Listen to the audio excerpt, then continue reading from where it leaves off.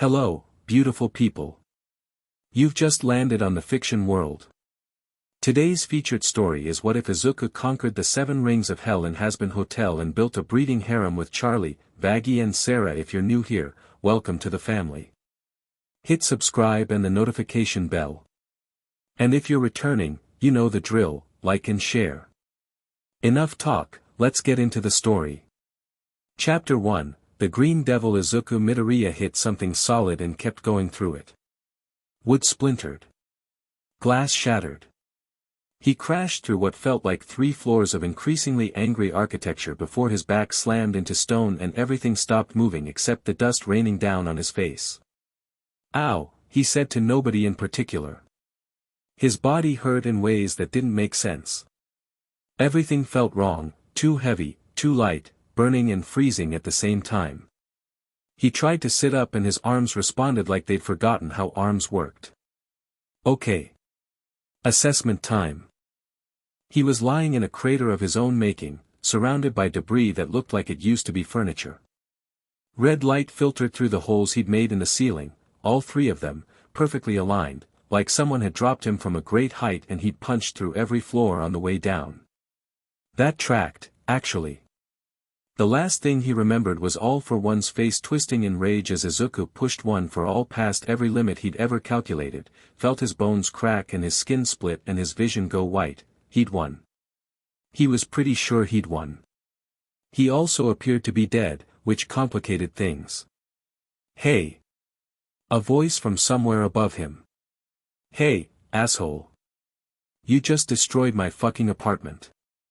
Izuku managed to turn his head.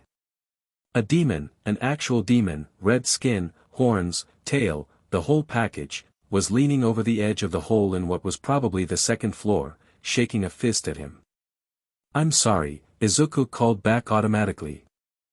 I didn't mean to. Wait, am I in hell? No shit, you're in hell. Where'd you think you were, fucking Disneyland?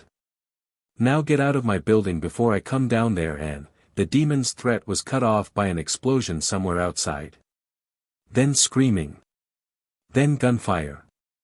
Izuku was on his feet before he consciously decided to move. His body still felt wrong, but the instincts were right there, 17 years of training and a lifetime of wanting to help kicking in harder than the existential crisis of being dead. He jumped. One for All responded, sort of.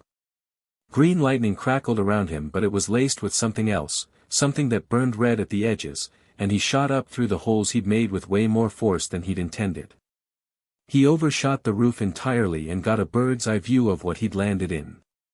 A city. A massive, sprawling, impossible city bathed in red light from a sky that had no sun, just an omnipresent crimson glow that made everything look like it was bleeding. Skyscrapers that twisted at wrong angles. Streets that didn't follow any logical grid. And about 3 blocks away, 2 groups of armed demons were having what looked like a very enthusiastic disagreement involving automatic weapons, hellfire, and what appeared to be a weaponized shopping cart. In the middle of the crossfire, a cluster of small demons, imps, his brain supplied from somewhere, the word just appearing like he'd always known it, huddled behind an overturned car that was rapidly becoming less of a car and more of a sieve. Izuku didn't think. He moved.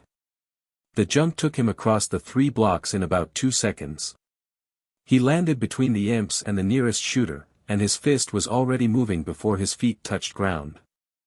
The demon with the gun, some kind of shark-headed thing in a leather jacket, didn't even have time to look surprised. Izuku's punch connected with its chest and sent it flying backward into 3 of its friends, all of them crashing through a storefront window in a shower of glass and profanity. What the fuck? Izuku spun, grabbed the barrel of the gun pointed at his face, and crushed it like tinfoil. The demon holding it stared at its ruined weapon, then at Izuku, then tried to run. Izuku let it go. It wasn't shooting at kids anymore, that was the important thing. The other gang, seeing their enemies getting dismantled by some green-haired maniac who'd literally fallen from the sky, decided this wasn't their fight anymore.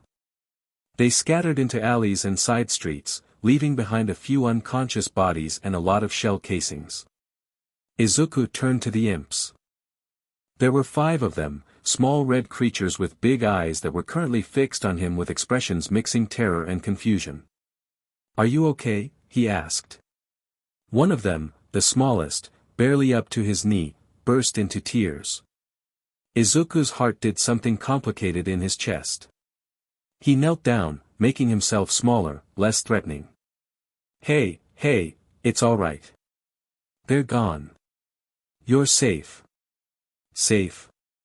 The largest imp, maybe a teenager in imp years, laughed bitterly. "Mister, nothing's safe in the Pride Ring. Those were Valentino's guys. They'll be back with more. Then I'll stop them again." The imp stared at him like he'd grown a second head. "You're fucking crazy. Who even are you?" Izuku paused. "Who was he, here? A dead hero in hell. An anomaly. A falling star that had crashed through someone's apartment and immediately gotten into a gang fight. I'm Izuku. Izuku Midoriya. I'm a hero." Every imp within earshot started laughing. "A hero," the teenager wheezed. "In hell. Oh, that's fucking rich." Izuku didn't argue. He just smiled, the same smile he used to give reporters when they asked if he was scared of fighting villains. "I know it sounds weird. But I am. And I'm going to help people here." "Help people," another imp repeated, like the words didn't make sense in that order. "In hell. Where everyone's dead and damned and the whole point is suffering forever." "Then I'll change the point." The imps exchanged glances. The smallest one had stopped crying and was looking at Izuku with something that might have been hope, if hope could survive in a place like this. A new voice cut through the moment. Feminine, warm, excited in a way that felt out of place surrounded by bullet holes and demon blood. "Oh my gosh, that was amazing." Izuku turned and saw, well, he wasn't sure what he was seeing at first. A young woman, tall, blonde hair that faded to pink at the tips, pale skin, red cheeks, and eyes that were solid yellow with red irises. She was wearing a fancy red suit and practically bouncing on her heels as she approached. Behind her, a shorter woman with gray skin and long white hair watched Izuku with a very different expression. Suspicion. Wariness. One hand resting on what looked like a spear strapped to her back. "Did you see that, Vaggie? He just, whoosh, and then bam and those guys went flying and, I saw it, Charlie." The gray-skinned woman, Vaggie, hadn't taken her eye off Izuku. Her other eye was covered by her hair. "I also saw him fall out of the sky through 3 floors of building. That's not normal, even for hell. Nothing about that was normal. That's what makes it exciting." The blonde woman, Charlie, stopped a few feet from Izuku and extended her hand with a smile bright enough to light up the red-soaked street. "Hi. I'm Charlie Morningstar. I run the Hazbin Hotel. And you are absolutely fascinating." Izuku shook her hand on autopilot. "Izuku Midoriya. I'm dead, apparently." "Oh, honey, everyone here is dead. That's kind of the whole thing." Charlie's smile didn't waver. "But I've never seen anyone fight like that. The way you moved, the lightning, the way you protected those imps without even hesitating, that's not how people act down here." "How do people act down here?" "Selfishly, mostly." Vaggie stepped forward, positioning herself slightly between Charlie and Izuku. "They look out for themselves because no one else will. You just jumped into a gang war to save some random imps. That's either incredibly noble or incredibly stupid. Can't it be both?" Izuku offered. Vaggie's expression flickered. Almost a smile. "Almost." "Look," Charlie said, and her voice shifted from excited to something more earnest, "I don't know who you are or where you came from, but I think you might be exactly what I've been looking for. Can we talk? Somewhere with fewer bullet holes and more coffee?" Izuku looked around at the destroyed street, the scattered imps, the lingering smell of gunpowder and sulfur. He was dead. He was in hell. Nothing made sense and everything hurt and he had no idea what came next. But someone was offering him coffee and answers, and that was more than he'd had 5 minutes ago. "Yeah," he said. "Yeah, okay. Lead the way." The Hazbin Hotel was not what Izuku expected. Actually, he wasn't sure what he'd expected. Maybe fire and brimstone, torture chambers, the standard hell stuff from mythology. Instead, he got a building that looked like it was trying very hard to be classy and mostly succeeding despite everything. Victorian architecture with Art Deco touches, all of it painted in reds and golds and blacks that somehow managed to feel warm instead of threatening. There was a bar in the lobby, staffed by the most annoyed-looking cat demon Izuku had ever seen. He'd seen 0 cat demons before today, but he felt confident this one was notably annoyed. A tiny demon with one eye was zooming around cleaning things that didn't look dirty. And in the corner, seated in a red chair that seemed designed specifically for him, was, well. The voice crackled like an old radio broadcast. The demon who stood from the chair was tall, thin, dressed in a red suit with a microphone staff in one hand. His smile was fixed, permanent, threatening in a way that had nothing to do with the teeth. A new arrival. "And what an entrance you made, my boy. I could hear the commotion from here." Izuku's instincts screamed at him. This guy was dangerous. Not like the gang members he'd fought, they were dangerous like feral dogs, violent and straightforward. This guy was dangerous like a trap that smiled at you, like a predator that enjoyed the hunt more than the kill. "Alastair, behave." Charlie's voice carried a warning that seemed to bounce right off the demon's permanent grin. "I'm always on my best behavior, dear Charlie.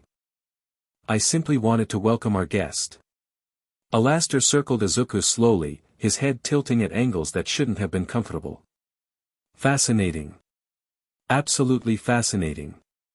You're not a demon, are you? Not a sinner either, not in the traditional sense. Your soul has a flavor I've never encountered." "Flavor?" Izuku asked, deciding not to unpack that. "A figure of speech."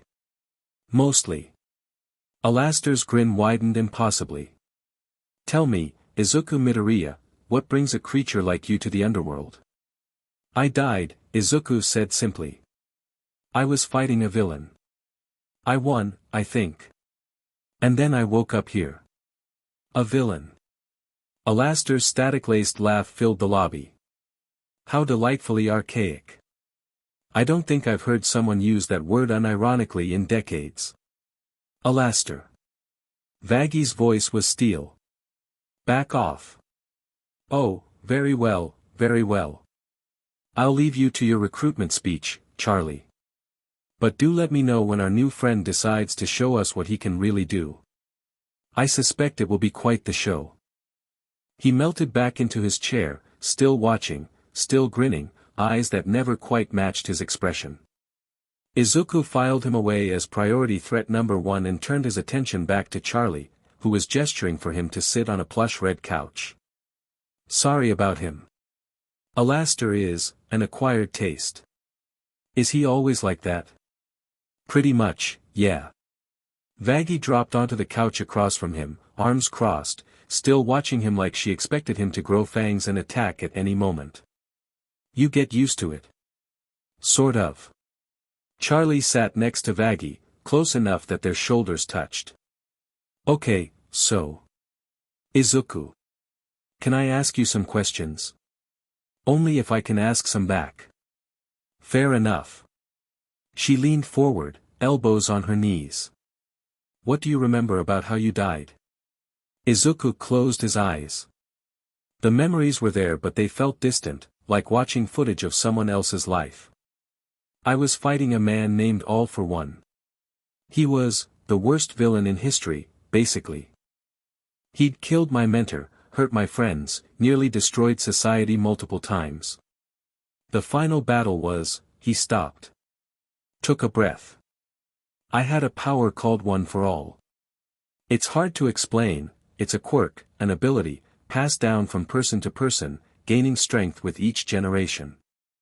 I was the 9th holder." In that final fight, I had to push it further than it was meant to go. Further than my body could handle. You burned yourself out, Vaggie said quietly. Something in her voice suggested she understood that kind of sacrifice.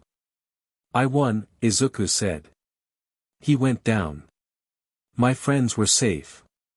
And then. I remember light. A lot of light. And then I was falling, and then I was in hell. But you're not a sinner, Charlie murmured. She looked at Vaggie, some silent communication passing between them. That doesn't make sense. People don't end up here unless they've done something to deserve it. The whole system is based on that. Maybe the system made a mistake. Alastair's voice drifted over from his corner. Oh, wouldn't that be interesting? The infallible cosmic bureaucracy, making clerical errors.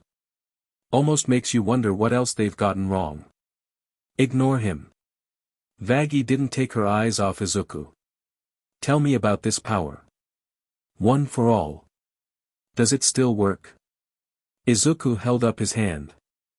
Green lightning crackled around his fingers, but now that he was paying attention, he could see what he'd noticed before, the red at the edges, the heat that wasn't quite heat, the way it felt different from the power he'd used in life. It works, he said slowly. But it's changed. It's pulling from something here. The ambient energy, maybe. Demonic energy, Charlie breathed. Oh wow. That's not supposed to happen. Mortal powers don't interact with hell's energy like that. They usually just fizzle out or get corrupted. One for all isn't exactly a normal power. Izuku flexed his fingers, watching the lightning dance. It's a quirk, but it's also more than that. It carries the wills of everyone who held it before me. 8 people, all of them heroes, all of them fighting for something better. A legacy weapon, Vaggie said.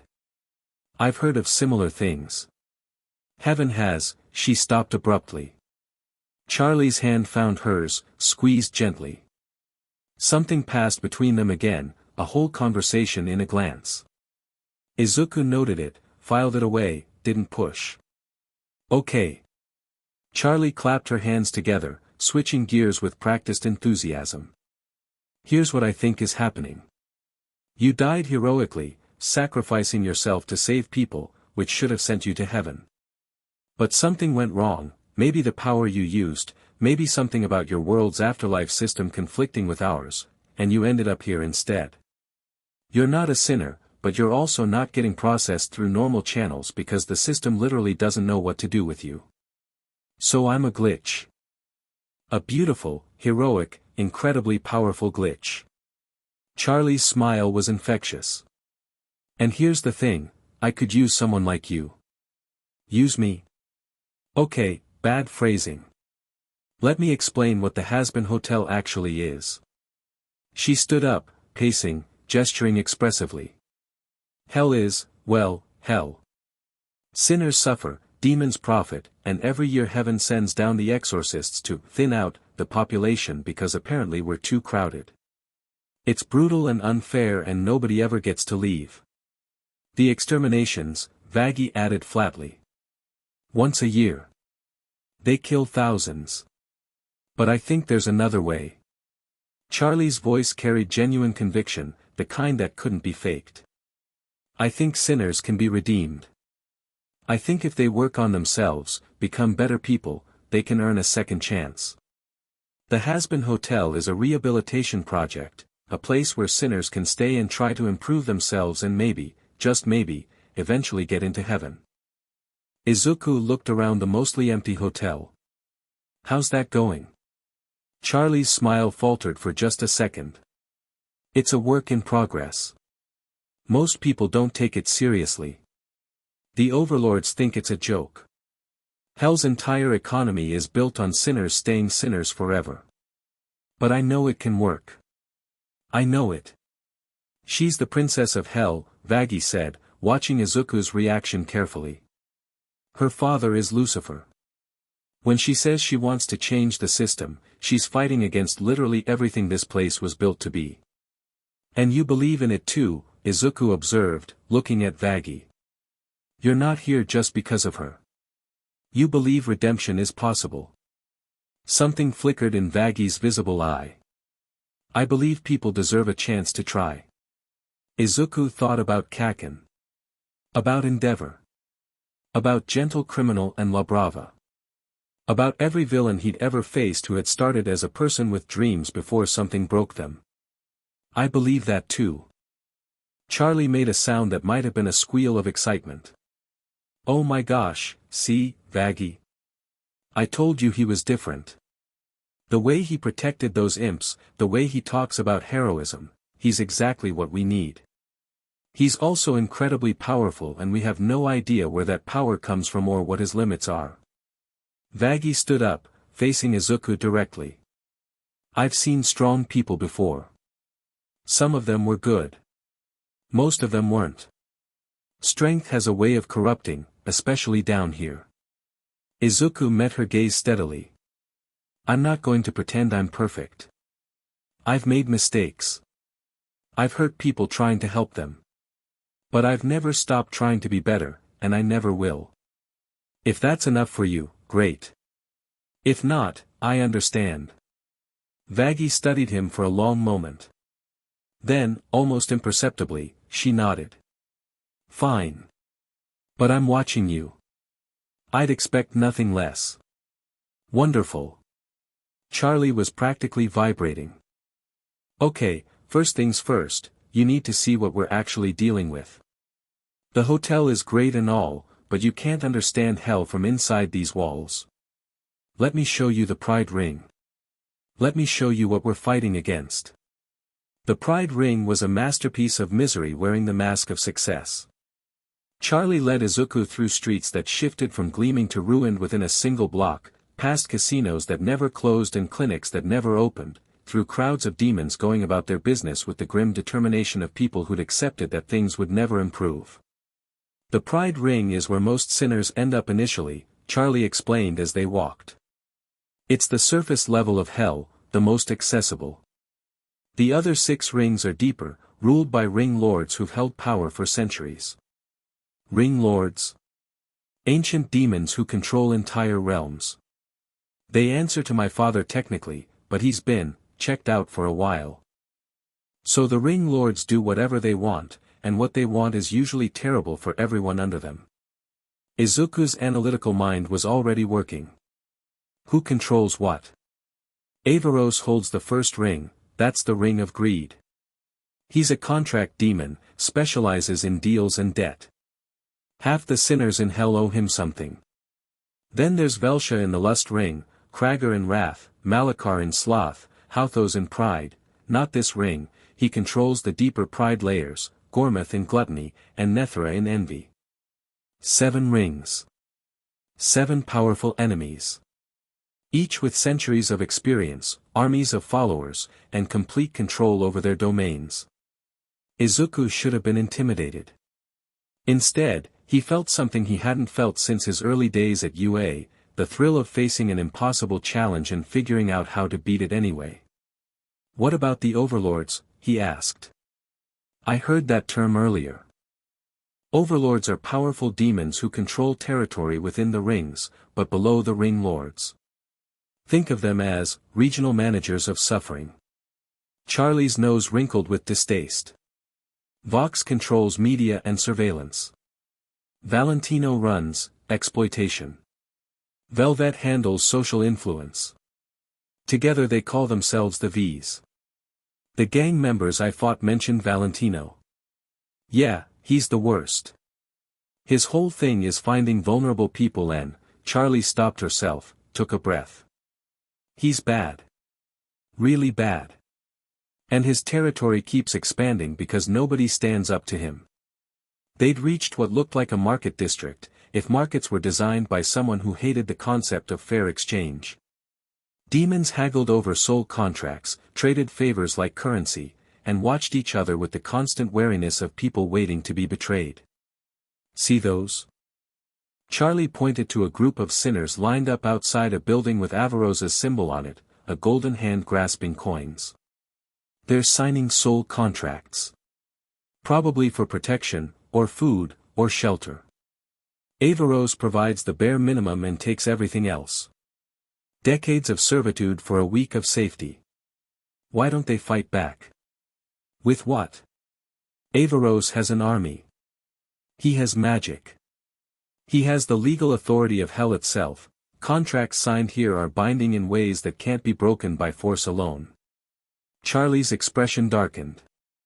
I've been fighting him in hell's courts for weeks. He's been buying up contracts connected to people who've shown interest in the hotel. If he gets enough, he can legally claim our territory. There's a legal system in hell. Oh, honey. Charlie laughed, but it was bitter. Hell has more lawyers than Earth ever did. Where do you think they all ended up? Izuku processed this. A system that enforced suffering through bureaucracy instead of just violence. Contracts that bound souls. Power structures that perpetuated themselves through legal authority as much as raw strength. It was, in its own way, more terrifying than any villain he'd faced. What happens if someone defeats a ring lord, he asked. Charlie blinked. What? Informal challenge. If someone beats a ring lord, what happens to everything they control? Well, historically, the victor claims the ring lord's territory, contracts, everything. It's the one law that even the ring lords can't wiggle out of, combat resolution. But nobody's defeated a ring lord in centuries. They're ancient, powerful, and they've had forever to fortify their positions. But it's possible. Theoretically. Izuku, what are you? A commotion ahead cut her off. Raised voices, the sound of impact, someone crying out in pain. Izuku moved before his brain caught up, leaving Charlie and Vaggie behind as he pushed through the crowd to find the source.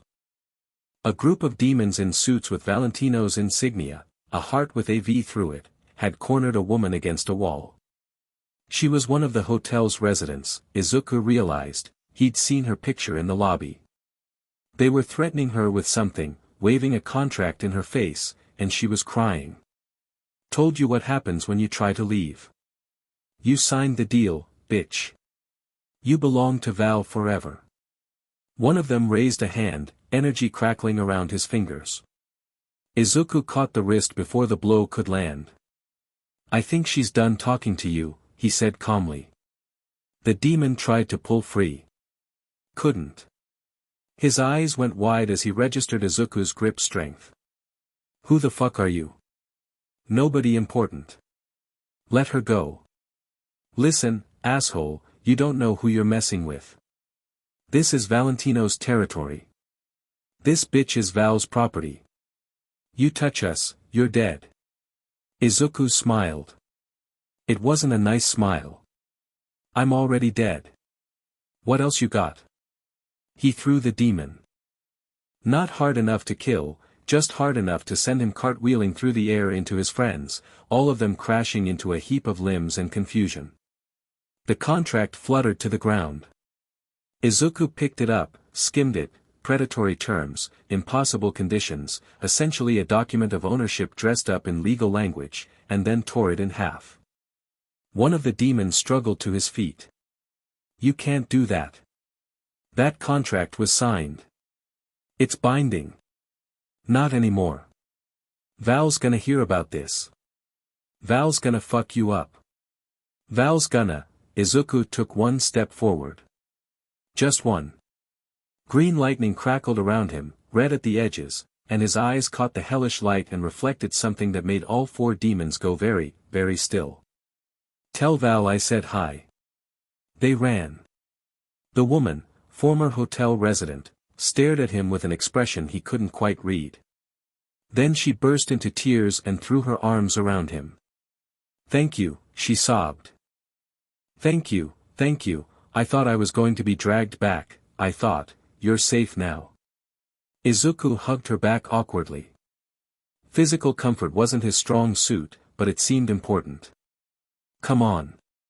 Let's get you back to the hotel. Charlie and Vaggie had caught up. Charlie was staring at him with something that looked like wonder. Vaggie was staring at him with something that looked like the very beginning of respect. You tore up a binding contract, Charlie said slowly. That shouldn't have worked.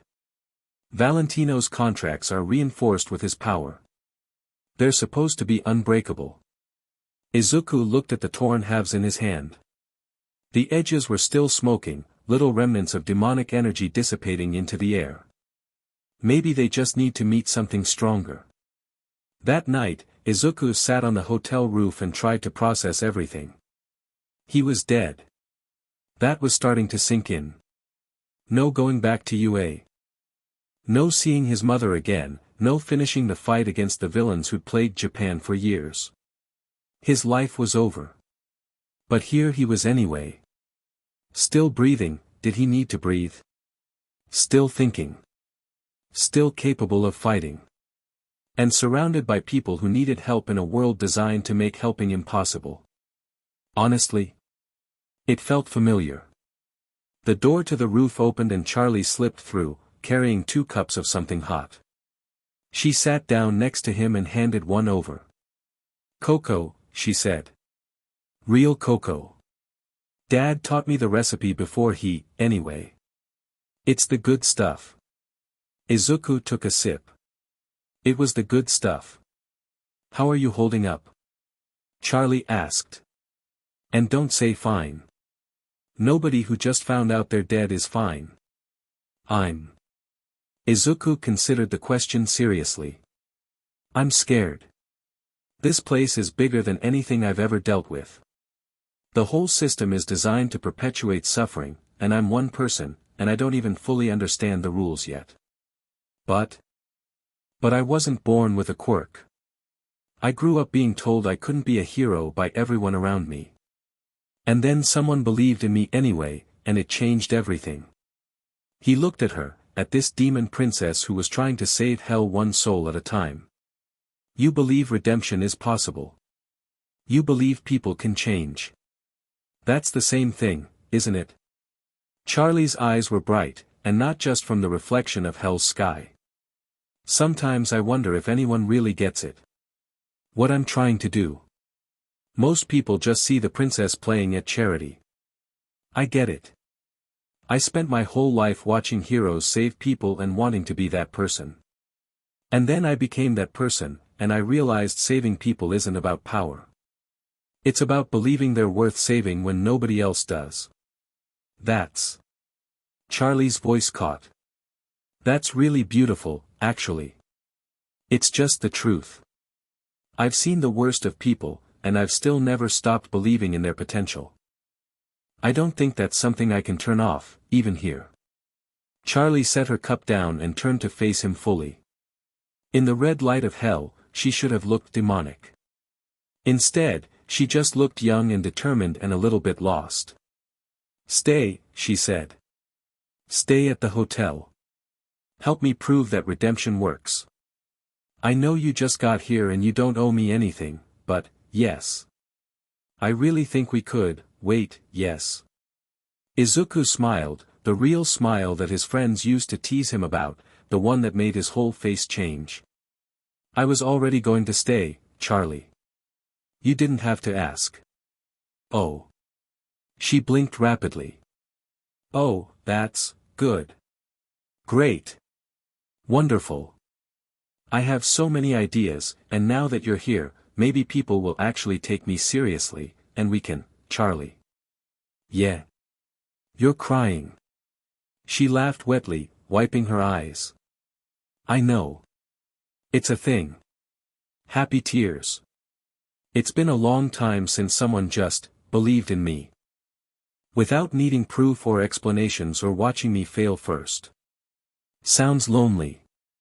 Sometimes. She looked at him through tears that sparkled in the hellfire light. Less lonely now.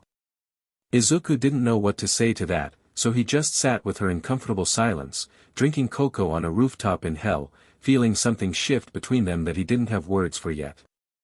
After a while, the door opened again and Vaggie came out, stopping short when she saw them.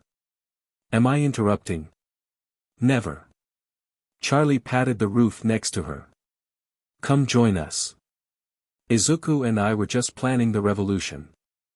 Vaggie snorted but sat down, close enough to Charlie that their shoulders touched. Already planning to overthrow hell? You've been here less than a day. Go big or go home. Izuku grinned. And I can't go home. So. Vaggie studied him for a long moment. Then, almost imperceptibly, she smiled. You're weird. I've been told. No, I mean, she shook her head. You're the first person I've met down here who actually makes me think Charlie's dream might not be completely crazy. It's not crazy, Izuku said seriously. It's idealistic, sure.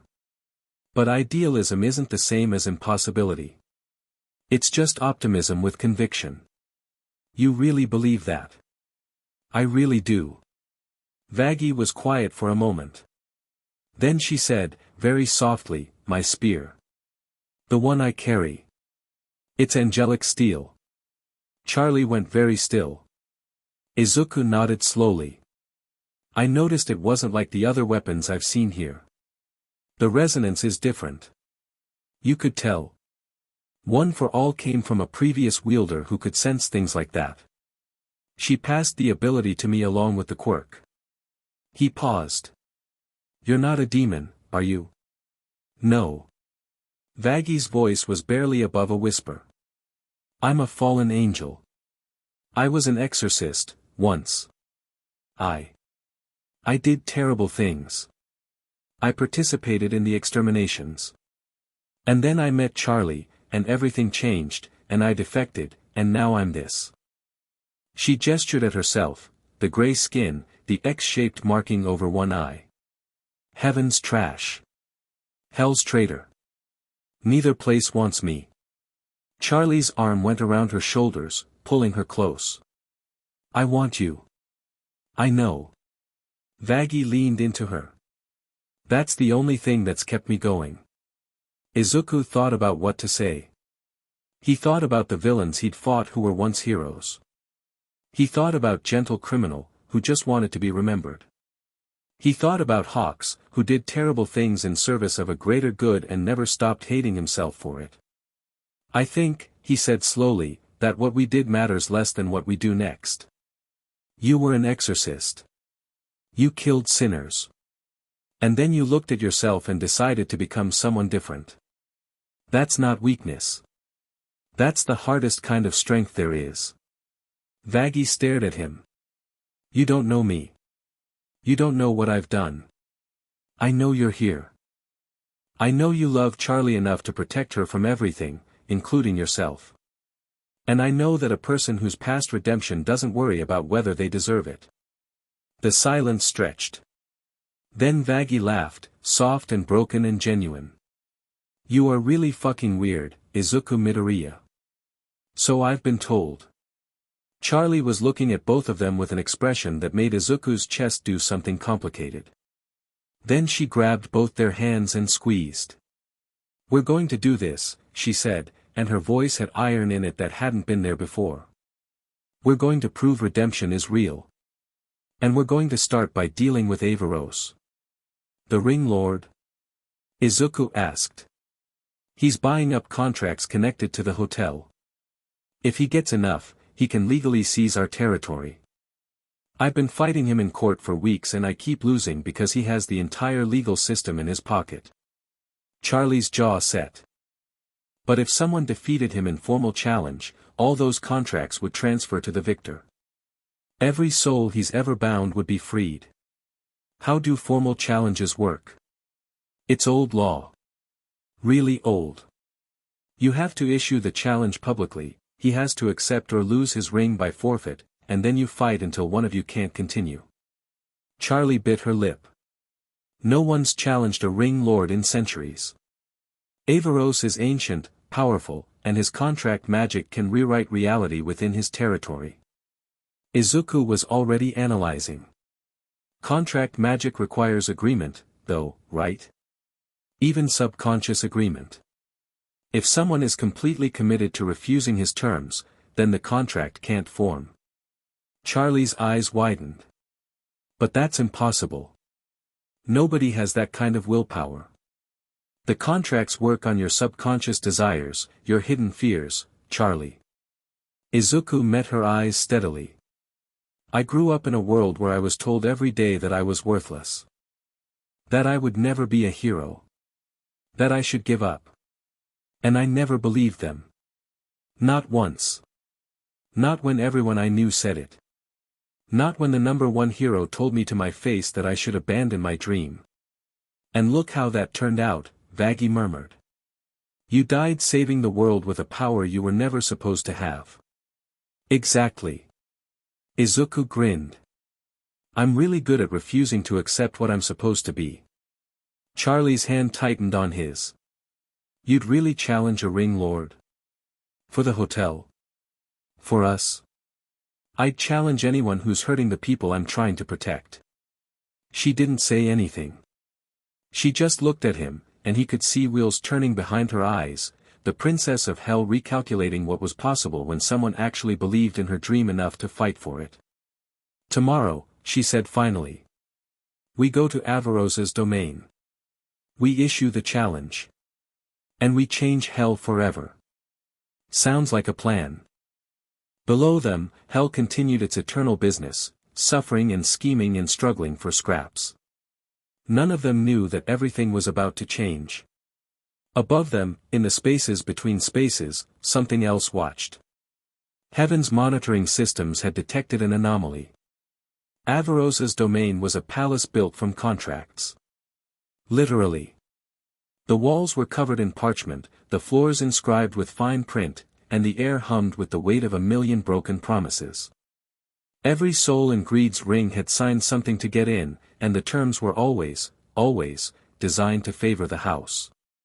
Izuku walked through the entrance hall with Charlie on his right and Vaggie on his left. Behind them, a small crowd had gathered, hotel residents, curious demons, a few overlords who'd heard rumors that something interesting was about to happen.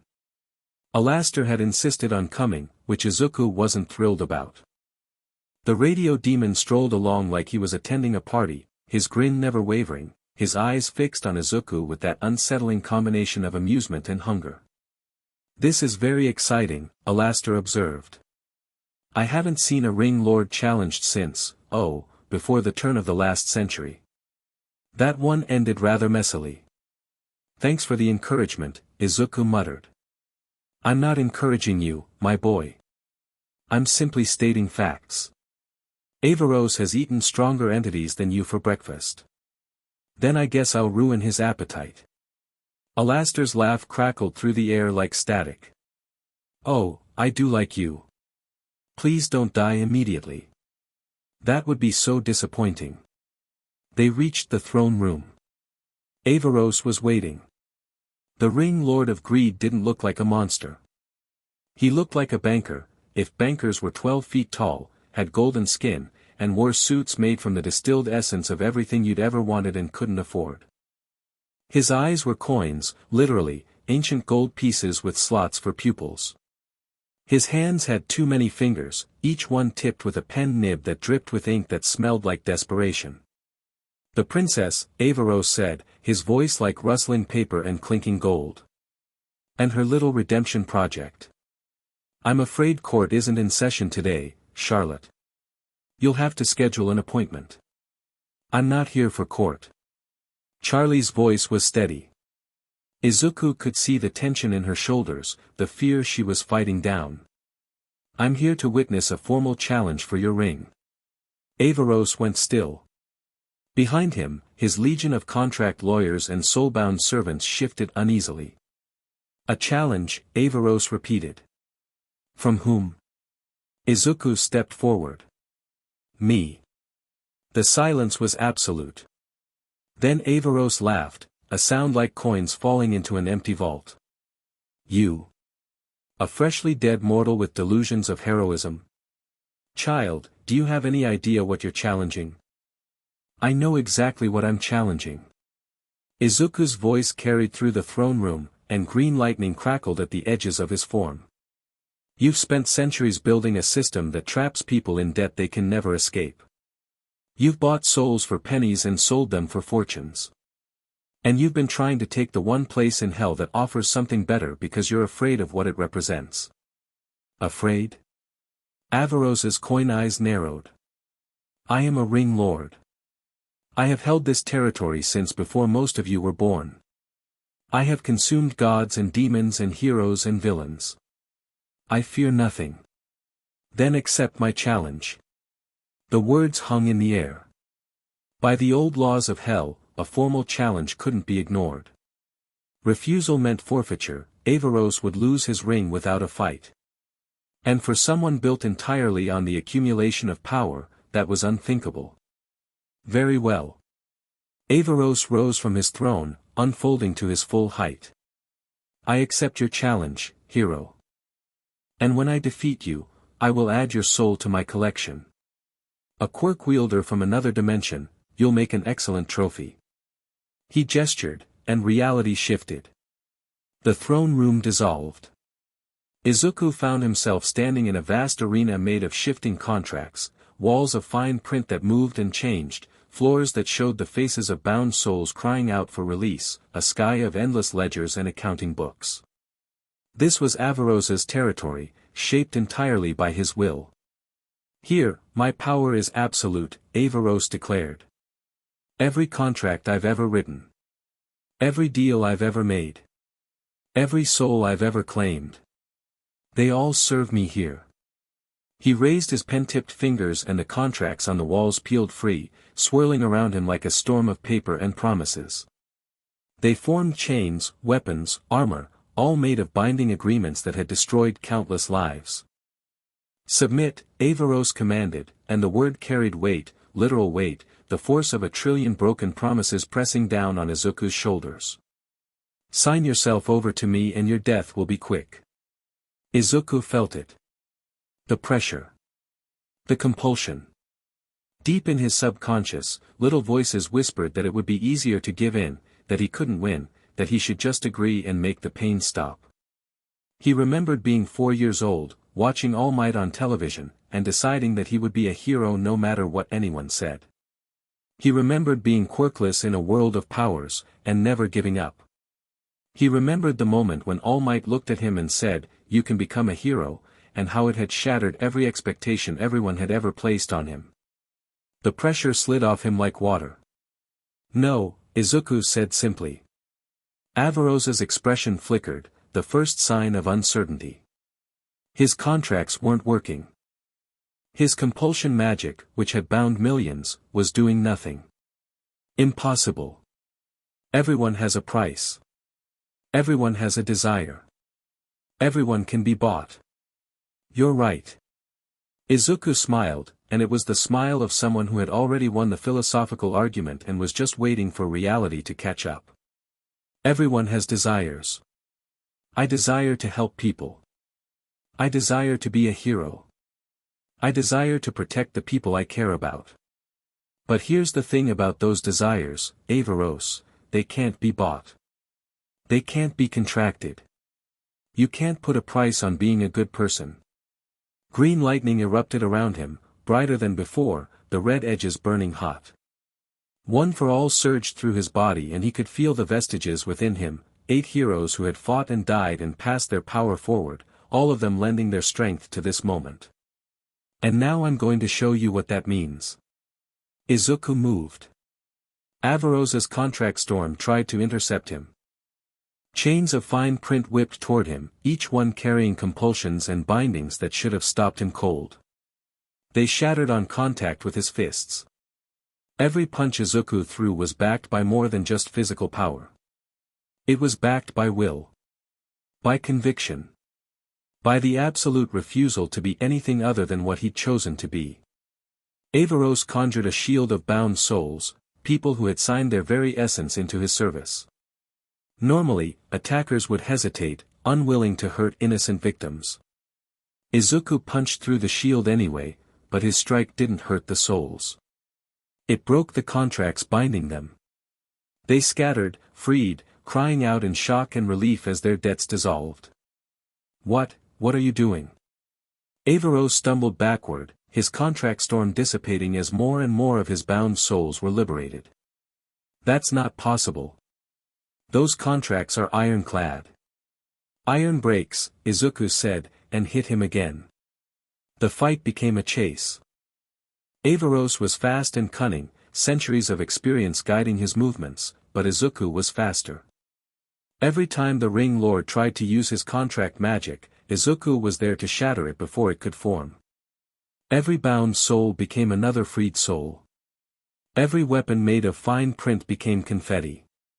Finally, Averos stood alone in the middle of his arena, his golden skin cracked and flickering, his coin eyes spinning wildly as he tried to find some contract, some deal, some loophole that could save him.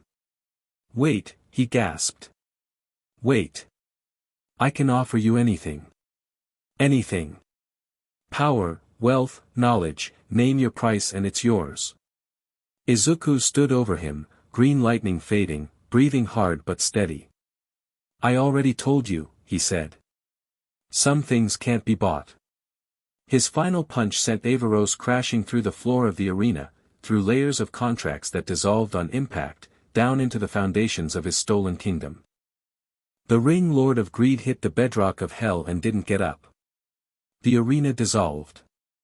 Reality reasserted itself. And Izuku stood in Averos's throne room, surrounded by freed souls and shocked witnesses, as the first ring of hell recognized its new master. "You actually did it." Vaggie's voice was barely above a whisper. She was staring at Izuku like she was seeing him for the first time. Charlie wasn't saying anything. She was crying again, happy tears, she'd later insist, but she was also looking at Izuku with something that went beyond gratitude or admiration. The hotel residents who had followed them were cheering. Demons who had been bound by Averos's contracts for centuries were embracing each other, sobbing, laughing, celebrating freedoms they'd forgotten they could have. Alastor was very quiet. His grin hadn't changed, but his eyes had. Something calculating was happening behind them, a reassessment that would have made Izuku nervous if he had the energy to be nervous about anything right now. "I actually did it," Izuku agreed, and sat down heavily on the steps of Averos's former throne. "I need a nap." Charlie laughed through her tears and threw her arms around him. "You're amazing. You're absolutely amazing. Do you know what this means? Every contract he held is dissolved.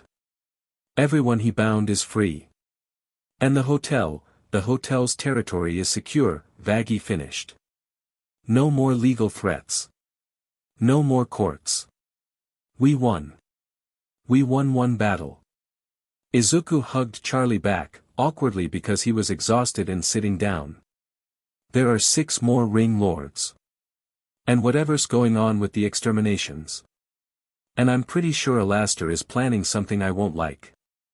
"Almost certainly," Alastor agreed pleasantly. "But for now." Izuku looked around at the celebrating sinners, at Charlie's tear-streaked smile, at Vaggie's reluctant respect.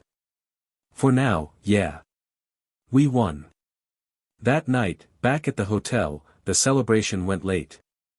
Former contract-bound sinners showed up to thank Izuku personally. Husk broke out the good alcohol. Nifty cleaned everything twice because she was too excited to stop moving. Even Angel Dust, who had been notably absent during the whole Ring Lord challenge, showed up and demanded to know all the details. Izuku found himself on the roof again, too wound up to sleep. This time when Charlie joined him, she didn't bring cocoa.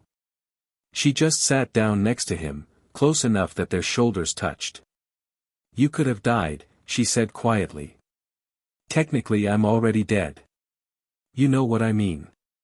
She turned to face him, and in the red light of hell, her eyes looked ancient and young all at once. "You risked everything for people you just met. For a dream that most people think is stupid. It's not stupid. I know that. But you knew it too. From the moment we met." Charlie's hand found his. "Why? Why do you believe so easily?" Izuku thought about it. Really thought about it. "Because I was that kid," he said finally. "The one everyone gave up on. The one who was told his dream was impossible. And then someone looked at me and said, 'You can do it,' and it changed everything. I can't not believe in people, Charlie. Even when they're demons. Even when they're sinners. Even when they've done terrible things. Because I know what it's like to be written off, and I know how much it hurts, and I know that sometimes all someone needs is one person who thinks they're worth saving. Charlie was crying again. She seemed to cry a lot. But she was also smiling, and her hand was warm in his. You're the first person, she said softly, who's ever made me feel like my dream is actually possible. Not just nice to think about. Possible. It is possible. We're going to make it possible. She leaned her head against his shoulder. He put his arm around her. It felt natural. It felt right.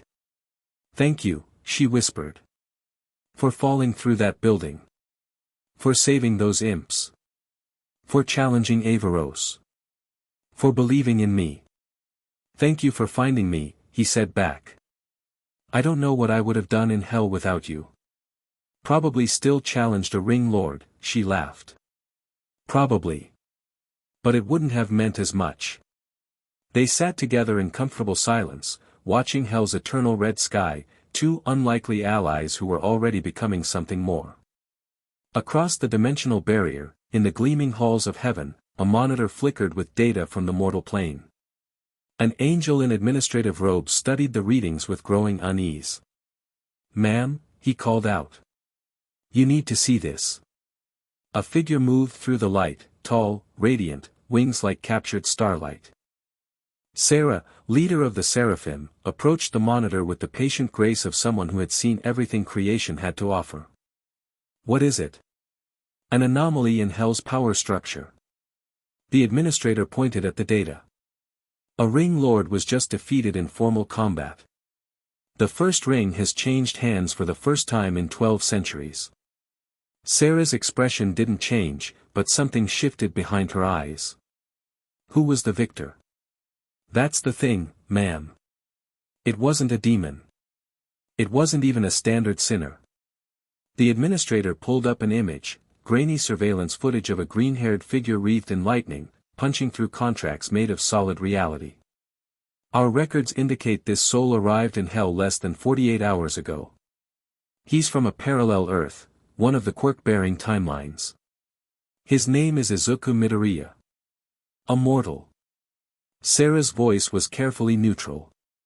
A mortal defeated a ring lord. Not just defeated. Completely dismantled. Every contract Averos ever held was voided on impact. The surveillance spirits are calling it the cleanest challenge victory in recorded history. Sera was quiet for a long moment. Then she turned and walked toward the exit. Ma'am. What should we do? Nothing yet. Continue monitoring. I want updates on every development. And if he moves against another ring lord? Sera paused at the doorway. Then I want to know about it before it happens. She swept out, and in her wake, other concerns began to stir. Other watchers. Other interests. Somewhere in heaven's deepest vaults, a reconstruction chamber hummed with divine energy. Inside, surrounded by tubes and wires and prayers made solid, a figure was taking shape. New armor. New weapons. New purpose. Adam's eyes opened. They were empty. Chapter 2, Ring Breaker. Izuku woke up to the sound of someone trying very hard not to make noise and failing completely. He cracked one eye open and found Nifty approximately 3 inches from his face, her single eye wide with manic energy as she dusted the air around his head. Good morning, she chirped at a volume that suggested she had no idea what whispering meant. You slept for 14 hours. That's a lot. Are you dead? More dead than usual, I mean. I'm awake now, Izuku managed, sitting up slowly. His body ached in ways that reminded him of his early days with One for All, the deep muscle soreness that came from pushing power through channels that weren't quite ready for it. What time is it? Time for cleaning. It's always time for cleaning. Nifty zoomed away, leaving a trail of suspiciously sparkly dust in her wake. Izuku dragged himself out of bed and found fresh clothes laid out, not his hero costume, which was apparently being repaired somewhere, but simple dark pants and a green shirt that someone had clearly chosen to match his hair. Charlie's doing, probably. The hotel was different today. Fuller. The celebration from last night had drawn attention, and now former contract-bound sinners were lined up in the lobby, asking about rooms, about redemption, about whether the rumors were true. Had someone really beaten a ring lord? Was there really a place where sinners could try to be better? Charlie was in her element, greeting everyone personally, her enthusiasm somehow not diminished by what had to be minimal sleep. Vaggie stood nearby, watching the crowd with tactical awareness, her hand never far from her spear. There he is. Charlie spotted Izuku on the stairs and waved him over. Everyone, this is Izuku. He's the one who, I helped, Izuku interrupted quickly, not comfortable with the sudden attention of several dozen demon eyes. Charlie's the one with the vision. I just, punched things. He's modest too. Charlie beamed at him like he'd given her a gift. Isn't he great? The crowd's reaction was mixed, some curious, some skeptical, some openly calculating. Izuku noted the ones who were watching a little too carefully, filing away faces for later. Vaggie appeared at his elbow. We need to talk. Privately. Trouble. Information. Which in hell is usually the same thing. The hotel had a war room. Izuku hadn't known that until Vaggie led him through a hidden door behind Husk's bar and down a staircase that definitely hadn't been there yesterday. Charlie's dad built it, Vaggie explained, noting his confusion. The hotel is more than it looks. Lucifer wanted his daughter to have resources, even if he's too checked out to actually help her use them. The room itself was impressive, maps of hell covering every wall, surveillance feeds showing key locations across the rings, and a central table that projected a three-dimensional model of the underworld's power structure. Charlie was already there, her earlier cheer replaced by focused intensity. Alastair lounged in a corner, pretending to be uninterested while clearly absorbing everything. We have a problem, Charlie said as soon as Izuku entered.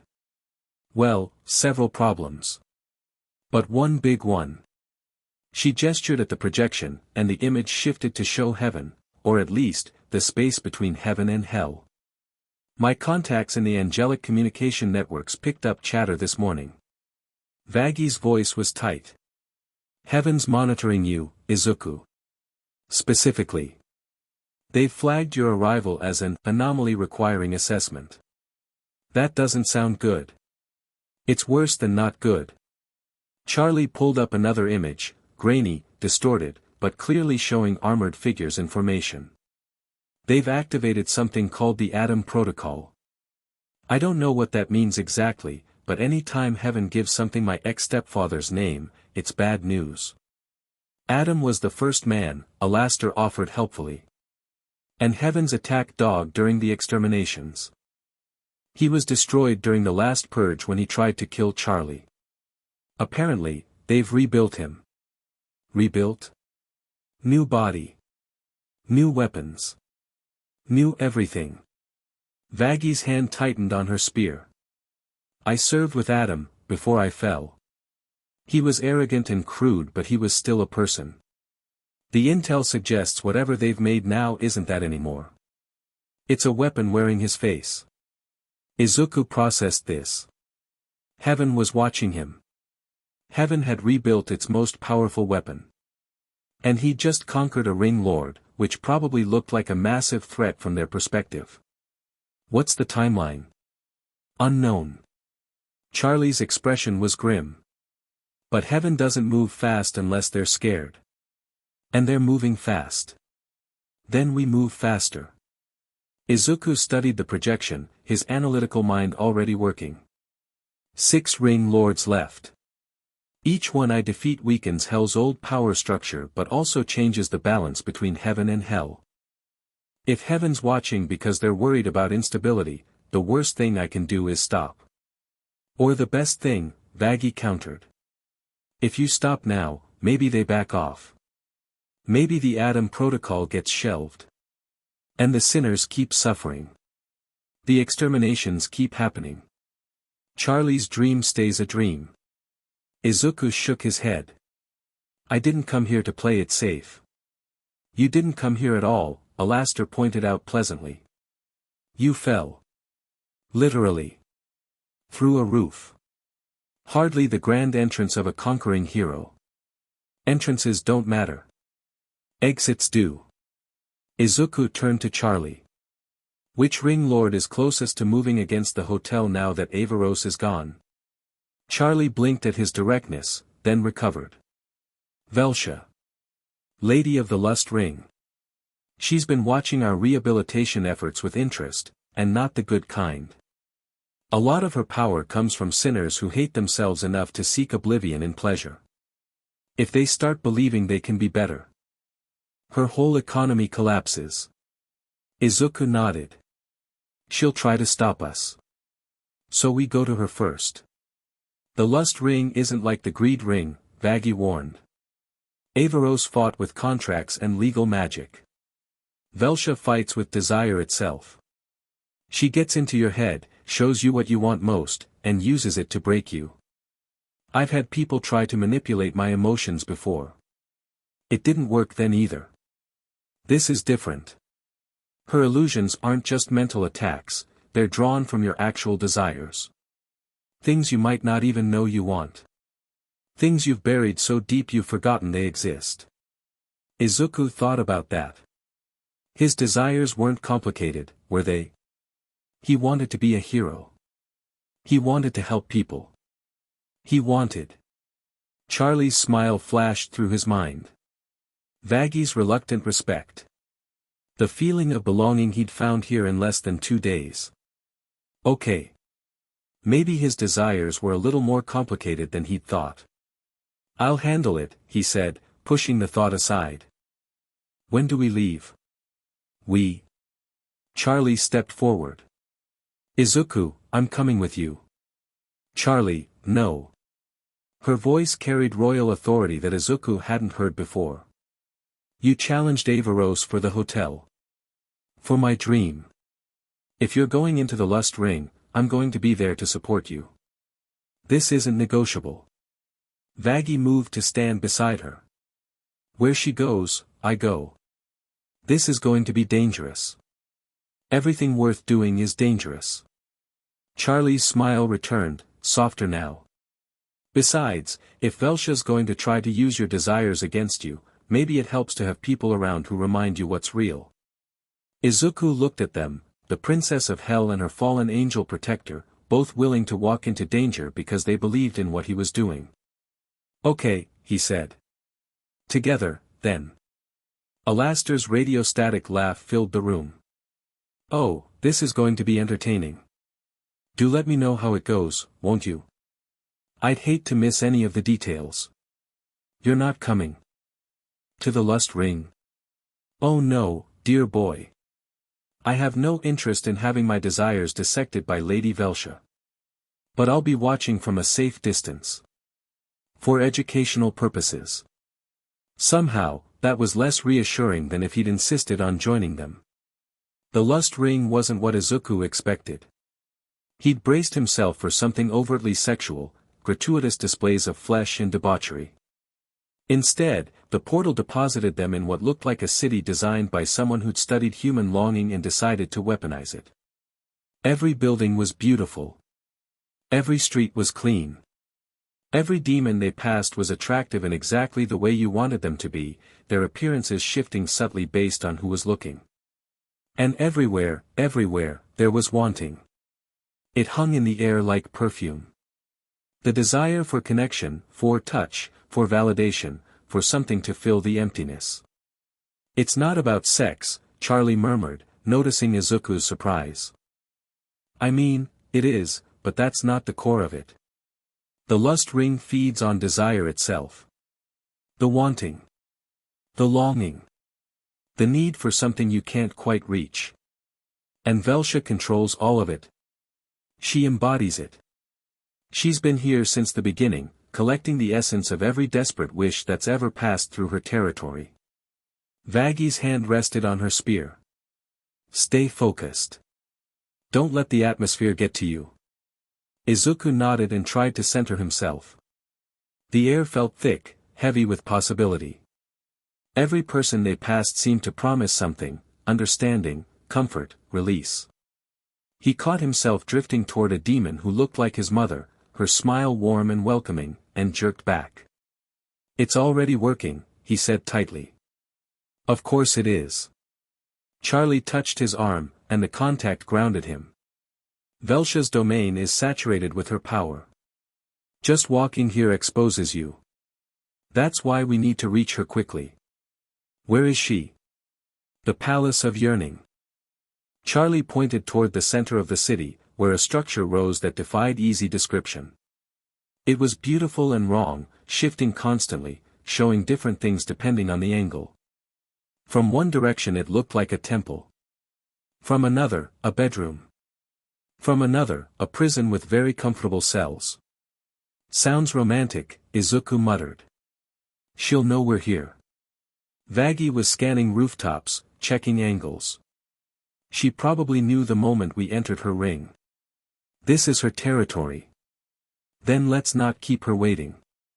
They moved through streets that seemed to rearrange themselves, past demons locked in embraces that would never satisfy and pleasures that would never end. Izuku kept his eyes forward, kept Charlie and Vaggie in his peripheral vision, kept reminding himself what was real. The illusion started small. First it was just glimpses, a flash of green in a crowd, a shape that might have been All Might, a voice that sounded like Ochako calling his name from somewhere he couldn't see. Izuku ignored them, but each one pulled at something in his chest. Then they got more specific. He turned a corner and found himself in Yue's common room. His classmates were there, Kaken, Todoroki, Ida, everyone, and they were celebrating something. A graduation, maybe. Or a victory. They were laughing and happy and alive. Midoriya. Mina spotted him and waved. Get over here. We saved you, cake. He took a step toward them. It felt so real. The sound of their voices, the warmth of their smiles, the sense of belonging he'd spent his whole life searching for. Then Charlie's hand tightened on his arm. Izuku. That's not real. The common room flickered. His classmates' faces twisted, showing what they really were, hollow constructs made of desire given form. They dissolved into mist, and Izuku was back on the Lust Ring Street, breathing hard. Thanks, he managed. That's why we're here. Charlie didn't let go of his arm. It gets worse the closer we get to Velsha. She wasn't wrong. By the time they reached the Palace of Yearning, Izuku had seen a dozen illusions, his mother cooking breakfast, All Might telling him he was proud, a version of himself who'd never been quirkless, never been bullied, never struggled. Each one hurt to look away from, and each one faded when he focused on what was real. Charlie was real. Vaggie was real. His promise to help them change hell was real. The palace doors opened without anyone touching them. She's inviting us in, Vaggie observed grimly. She's confident. She's underestimating us. Izuku walked through the doors first. The interior of the palace was exactly what he'd feared, an infinite space that reconfigured itself around desire. Every room showed something different. Every hallway led somewhere new. The architecture wasn't designed to be navigated, it was designed to trap you in your own wanting until you forgot there was anywhere else to be. Lady Velsha. Izuku's voice echoed through the shifting space. I'm here to challenge you for your ring. Silence. Then laughter, soft and musical and coming from everywhere at once. Challenge me. The voice was pure seduction, not sexually but emotionally, the promise of understanding, of acceptance, of being truly known. Oh, little hero. No one challenges me. They come to me. They beg for what I offer. And in the end, they never want to leave. The space around them shifted, and suddenly they weren't in a palace anymore. They were in a bedroom, Izuku's bedroom, from his childhood home. The All Might posters on the walls, the notebooks scattered on his desk, the small bed where he'd spent so many nights dreaming of becoming something more. And sitting on his bed, wearing a smile that promised everything, was the most beautiful woman he'd ever seen. Velsha didn't have a fixed appearance. She was constantly shifting, showing hints of everyone he'd ever found attractive, everyone he'd ever wanted to impress, everyone whose approval had mattered to him. One moment she had Ochako's gentle eyes, the next Midnight's confident posture, the next his mother's warm expression. It was deeply unsettling. Izuku Midoriya. She spoke his name like she was tasting it. The boy who wanted to be a hero. The boy who refused to accept what he was. The boy who wanted so badly to matter that he burned himself alive to prove it. That's not, isn't it? She rose from the bed and walked toward him. Each step made the room shift, showing different moments from his life, being told he was worthless, being saved by All Might, becoming something more. I see your desires, little hero. All of them. The ones you acknowledge and the ones you hide. She was close now. Too close. Izuku could feel her power pressing against him, trying to slip into the cracks of his consciousness. You want to save people. That's obvious. That's the desire you show the world. Her hand reached toward his face. But underneath that, you want to be needed. You want to matter so much that no one can ever throw you away again. Every heroic act, every selfless sacrifice, it's all just a complicated way of screaming, please don't forget me. The words hit like physical blows. Not because they were lies but because they were uncomfortably close to truths he'd never quite examined. Is that supposed to break me? Izuku asked, his voice steady despite the turmoil inside him. It's supposed to help you. Velsha's smile widened. I don't want to fight you, Izuku. I want to give you what you really desire. Stay here, in my ring, and I'll make sure you're needed forever. Every soul will cry out for your help. Every victory will prove how essential you are. You'll never have to wonder if you matter again. It was tempting. God, it was tempting. Not the offer itself but the underlying promise, the guarantee that the doubt would stop, that the fear of being worthless would finally go away. But Izuku had spent his whole life being tempted by shortcuts. By easier paths. By people telling him what he should want instead of letting him want what he actually needed. You're not wrong, he said slowly. About the desire to matter. About the fear underneath it.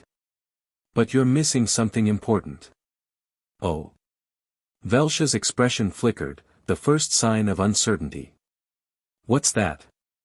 The point isn't to stop wanting. The point is to want the right things for the right reasons. Izuku stepped forward, and Velsha stepped back. Yeah, I want to be needed. Yeah, I'm scared of being thrown away. But I don't help people because I want them to be grateful. I help people because they deserve help. The wanting to matter. That's just noise. The choice to help anyway. That's what's real. One for all crackled around him. The bedroom illusion flickered and strained. You think you can resist me? Velsha's voice lost some of its seductive quality, revealing something harder underneath. Boy, I have broken gods with their own desires. I have made kings weep for wants they didn't know they had. You are nothing. Maybe. Izuku smiled. But I'm nothing who's going to punch you in the face anyway. He moved. Velsha's power crashed against him as he charged, illusions erupting everywhere, showing him everything he'd ever wanted, everything he'd ever feared losing. His mother crying over his grave. His friends moving on without him. A world where he'd never existed and no one noticed the difference. He ran through all of it. Charlie's hand found his as he passed her. She was running alongside him, her own form flickering as Velsha's illusions tried to take hold, Charlie's father finally approving of her dream, Vaggie telling her she'd always been right, all of hell lining up to be redeemed. I know what I want. Charlie shouted, and her voice carried power that Izuku hadn't heard before. I want to help sinners become better. And no illusion can replace actually doing it. Vaggie was on his other side, her spear blazing with angelic light that cut through illusions like they were tissue paper. Her eyes were wet, whatever Velsha had shown her had hurt, but her stride never faltered. My past doesn't get to control my future, Vaggie snarled. And neither do you. Together, the three of them crashed through Velsha's defenses. The ring lady's true form was revealed as the illusions stripped away, something ancient and hungry, beautiful in a way that hurt to look at, with too many eyes that each reflected a different desire. She towered over them, surrounded by the concentrated wanting of every soul who had ever entered her domain. Insolent children. Her voice shook the palace. I have stood for eons. I am desire itself. You cannot. Izuku's fist connected with her chest. One for all surged through the impact, but it was more than just power, it was will. It was the absolute conviction that desire didn't have to control you, that wanting something didn't mean being enslaved to it, that you could acknowledge your deepest needs and still choose something better. Velsha screamed. Charlie was there too, her demonic heritage finally unleashed, horns and fire and the full weight of Lucifer's bloodline crashing against Velsha's power.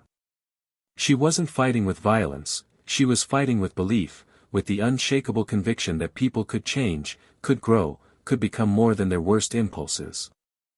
Vaggie's spear pierced Velsha's side, and where angelic steel met desire made flesh, the ring lady's power began to unravel. This isn't possible, Velsha gasped, shrinking, her thousand-eyed form collapsing in on itself. Desire is eternal. Wanting never stops. You can't defeat what makes you human. We're not trying to defeat desire.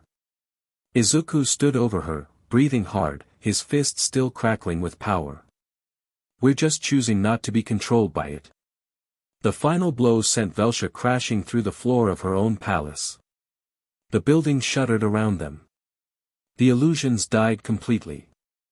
And when reality reasserted itself, the lust ring recognized three new authorities sharing its power. Holy shit.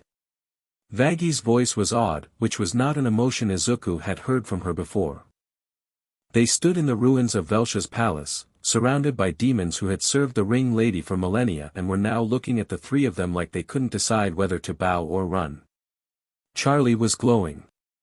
Actually glowing. Her demonic form had receded but something had changed, she carried herself differently, moved differently, spoke differently.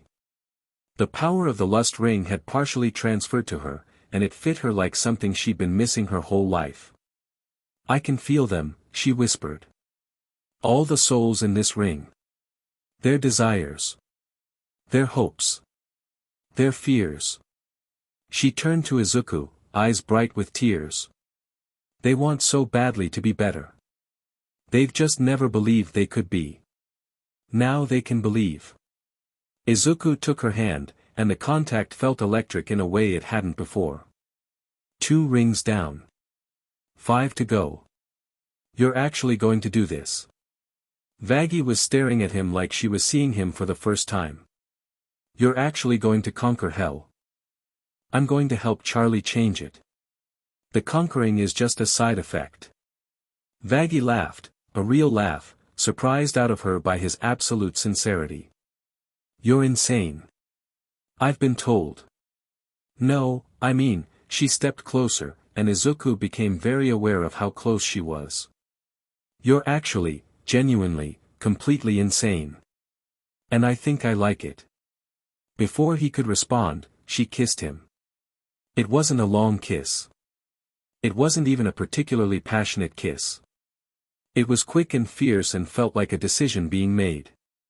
When she pulled back, she looked almost as surprised as he felt. Izuku started. Don't. Vaggie held up a hand. Don't make it weird. I just needed to do that. To know if.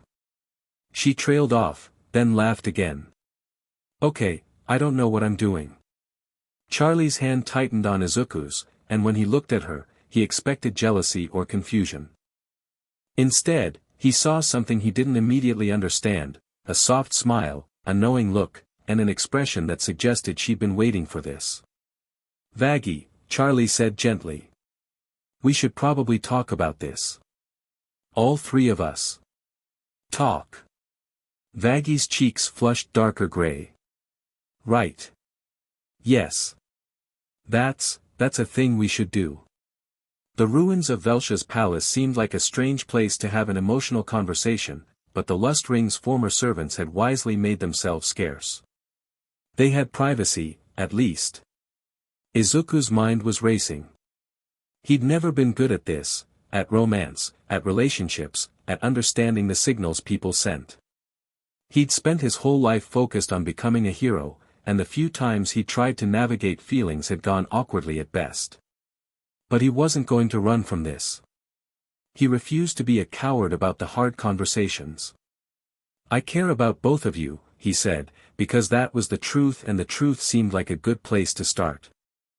"I don't fully understand what I'm feeling, but I know it's real and I know it matters." "You've known us for 3 days," Vaggie pointed out, but her voice was soft rather than challenging. "I've known you for some of the most intense days of my life. Or death. Whatever this is." Izuku ran a hand through his hair. "In my experience, intensity compresses time.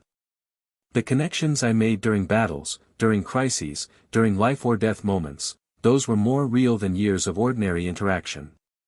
Charlie was watching them both with that same soft expression. "Vaggie and I have been together since she fell. She's the person I trust most in existence." "I know. I'm not trying to replace that. I wouldn't want to. That's not what I'm saying." Charlie stepped closer, and now both women were in his space, and Izuku's heart was doing things he didn't know dead hearts could do.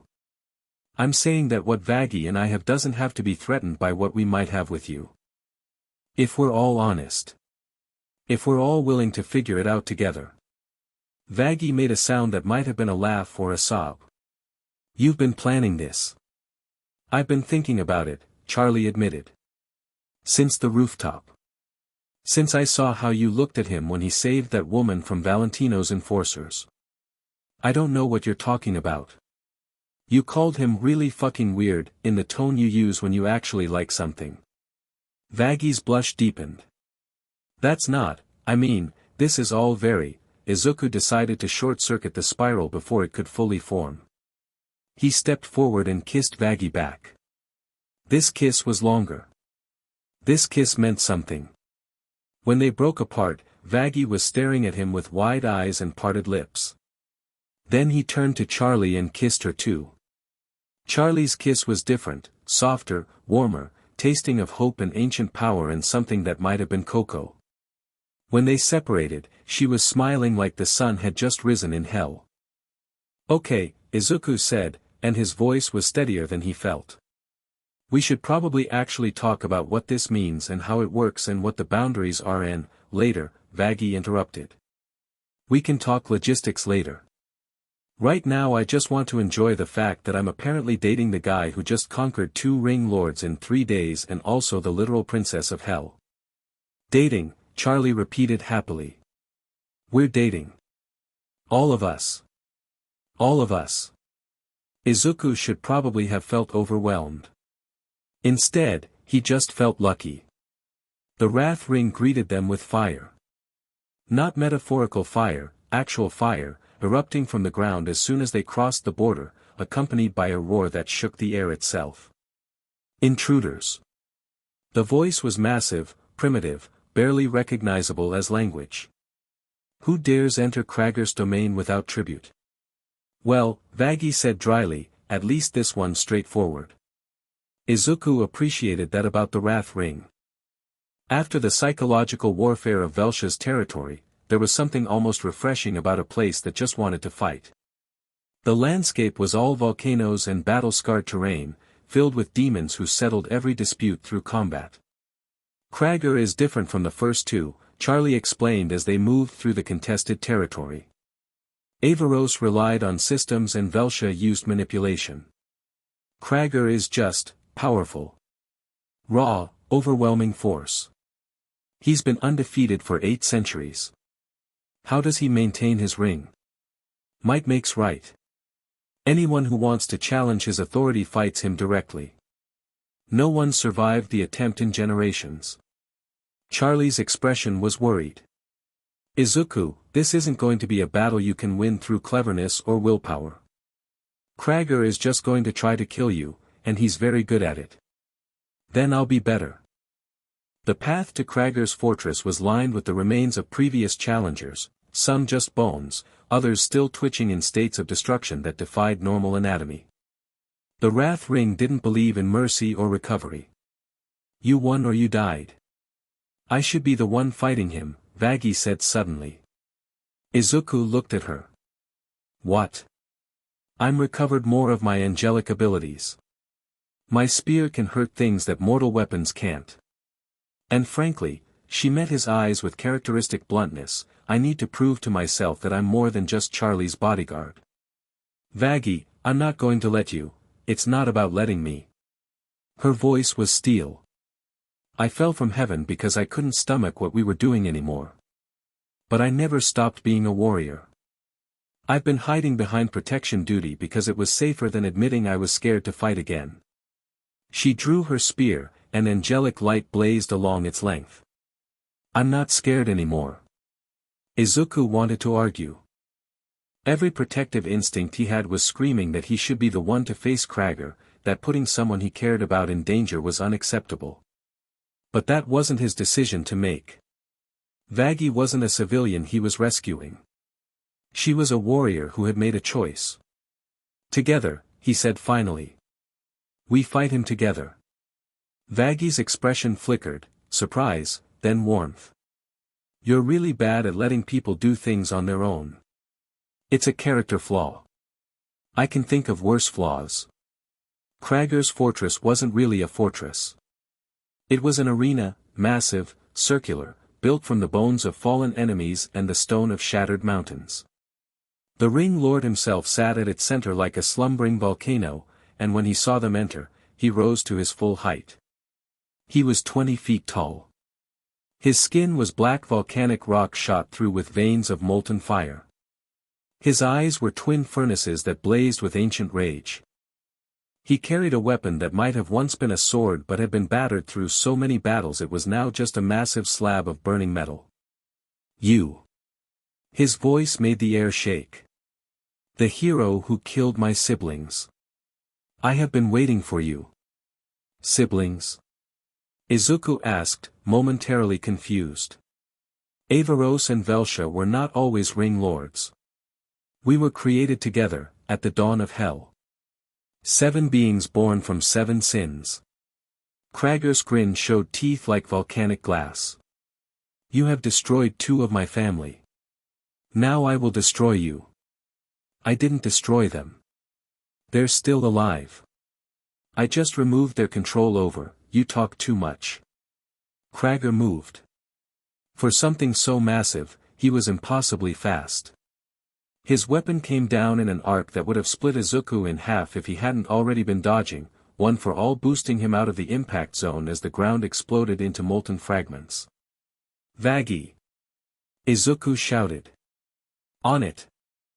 She came in from Krager's blind side, angelic spear blazing with light that made the Ring Lord flinch.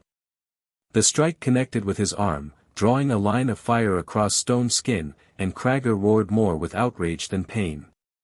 An angel? His focus shifted to Vaggie. A fallen angel dares challenge me? I dare a lot of things lately.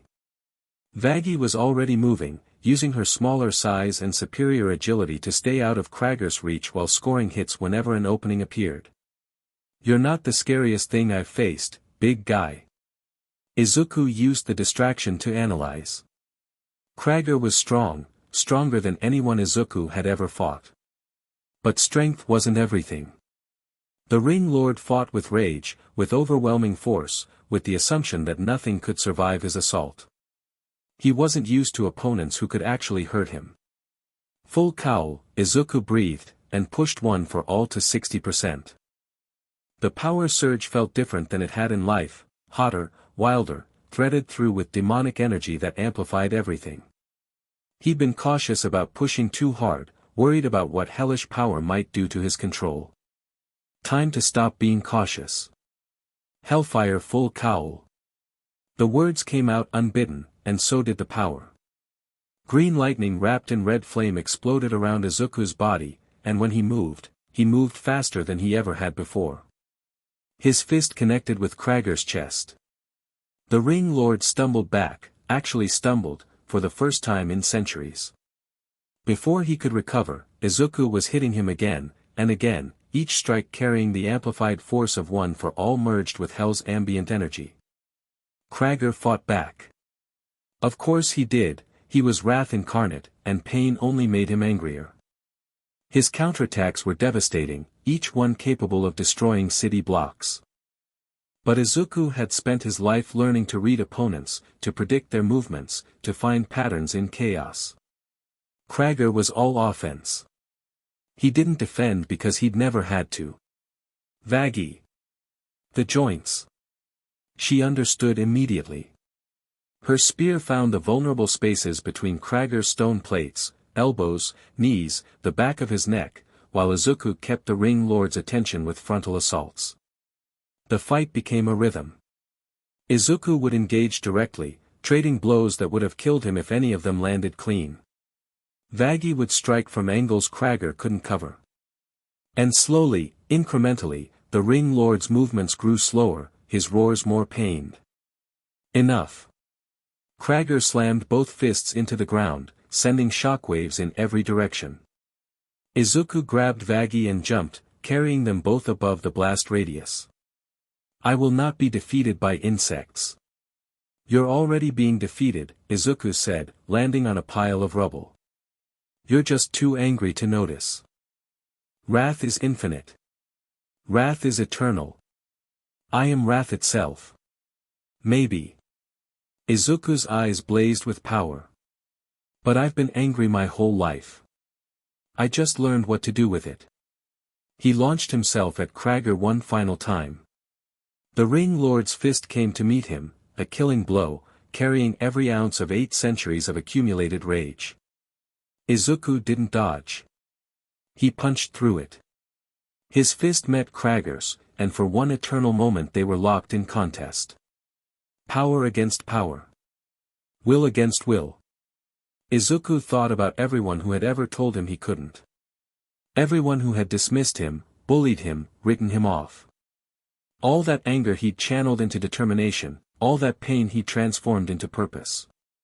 You're right, he said through gritted teeth. Wrath is powerful. But it's not enough. It's never enough.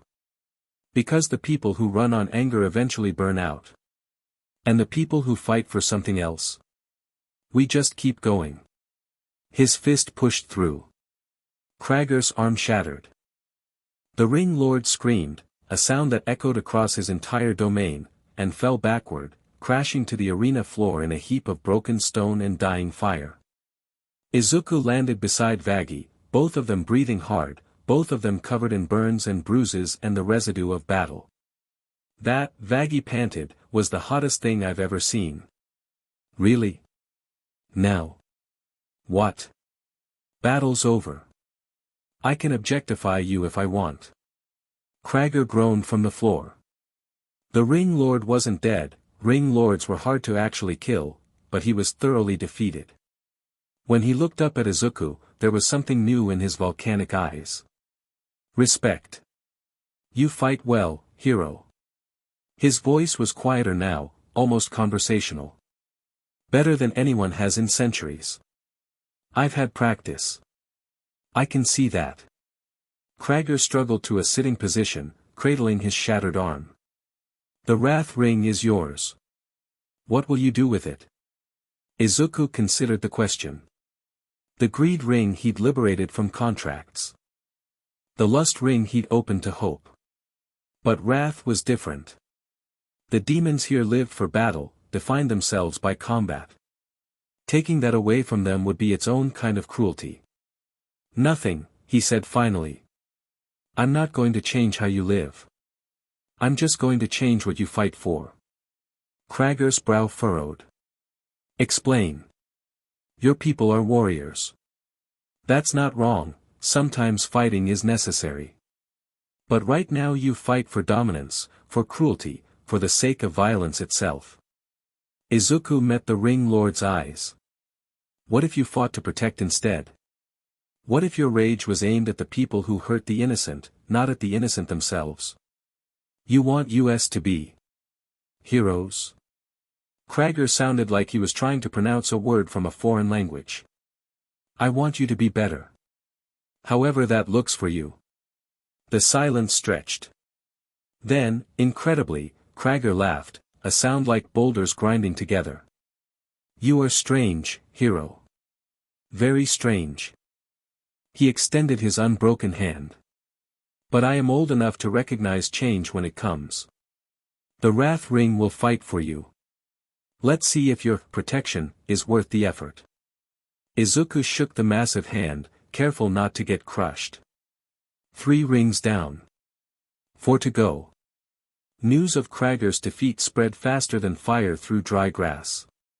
By the time they returned to the hotel, the lobby was packed with demons from every ring, some curious, some terrified, some already trying to figure out how to ally themselves with the rising power. Alastor was holding court in one corner, his influence somehow expanded despite him having done absolutely nothing useful.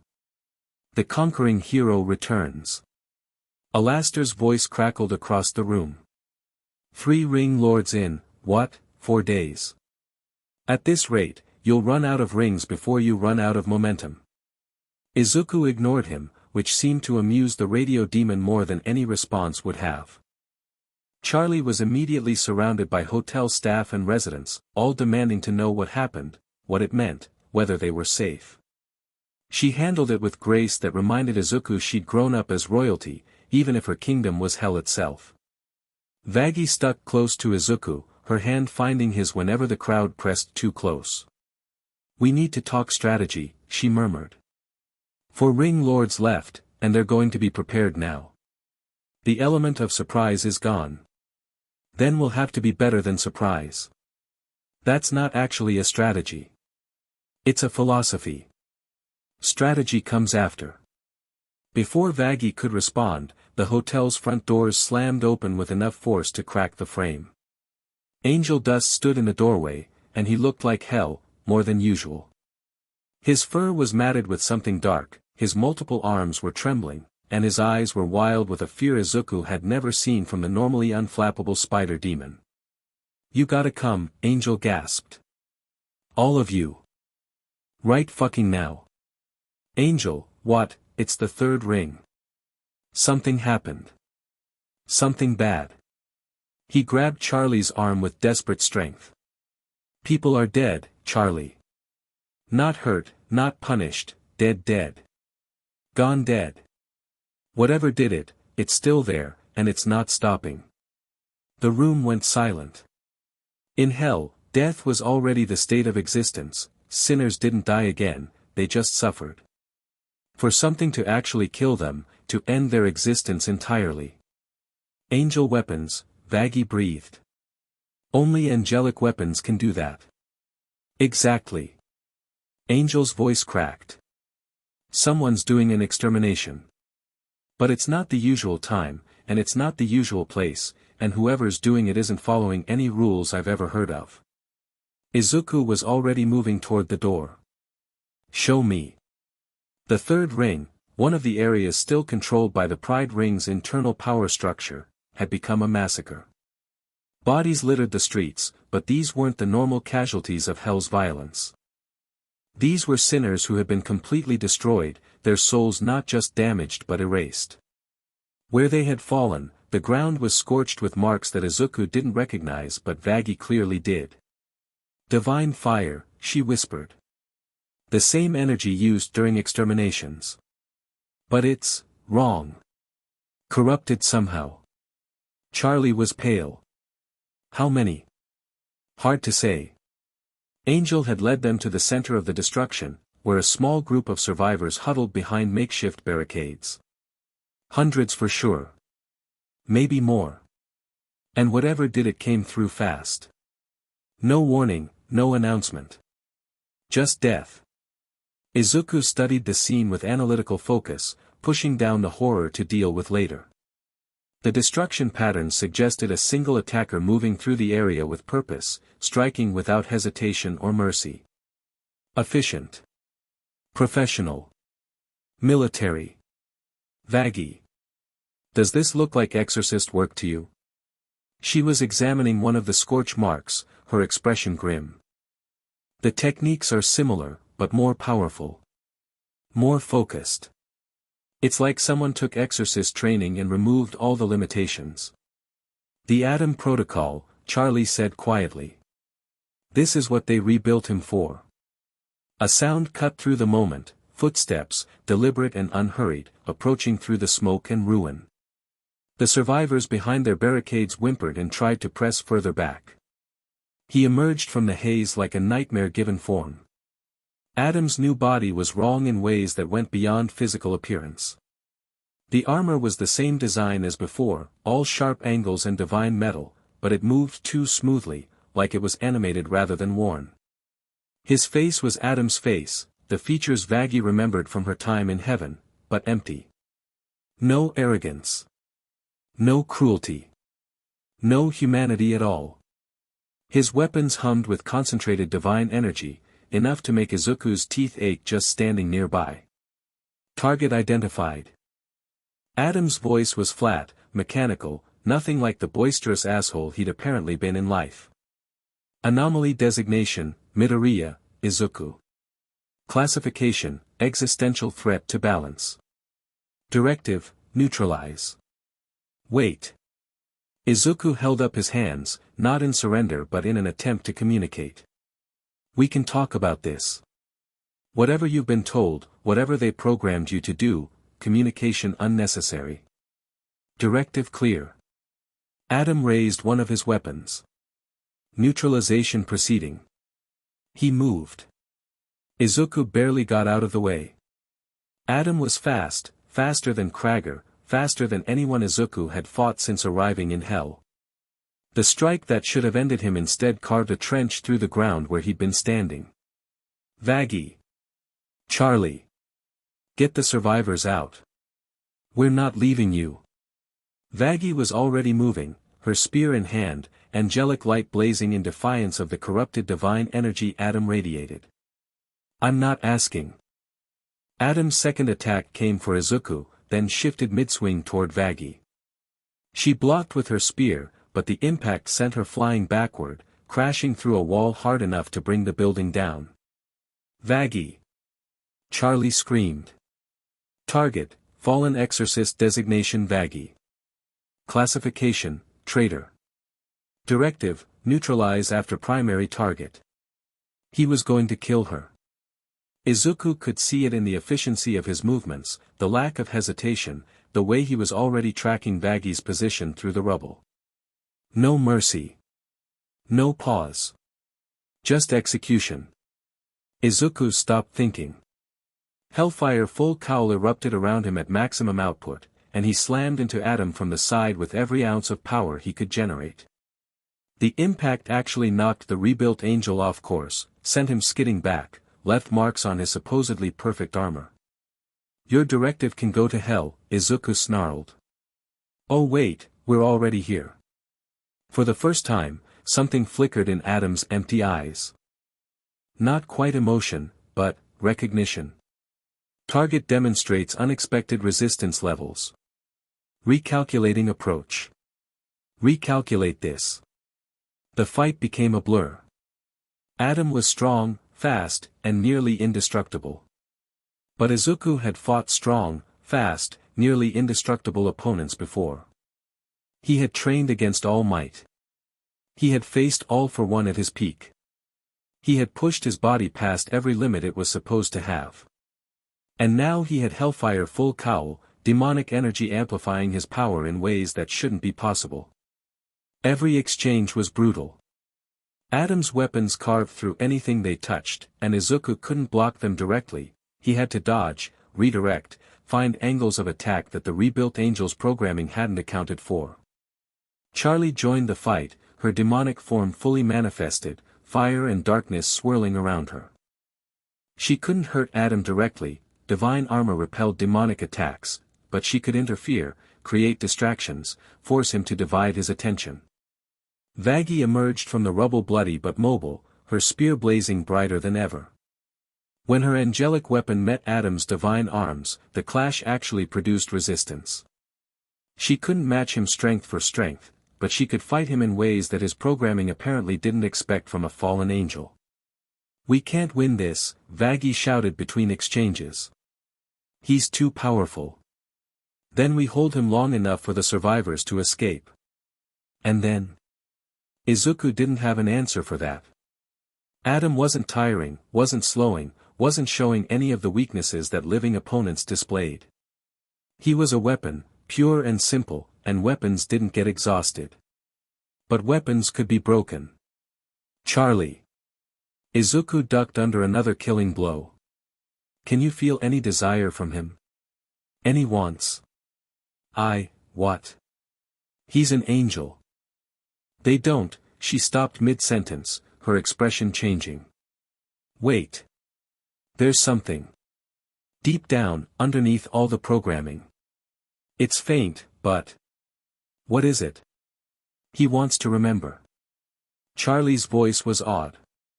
"Whoever he was before this, he's still in there somewhere. And he wants to remember who he was." Adam's attack pattern stuttered. Just for a moment. Just enough. Izuku took the opening. He closed the distance in an instant, getting inside Adam's guard, too close for the massive weapons to be effective.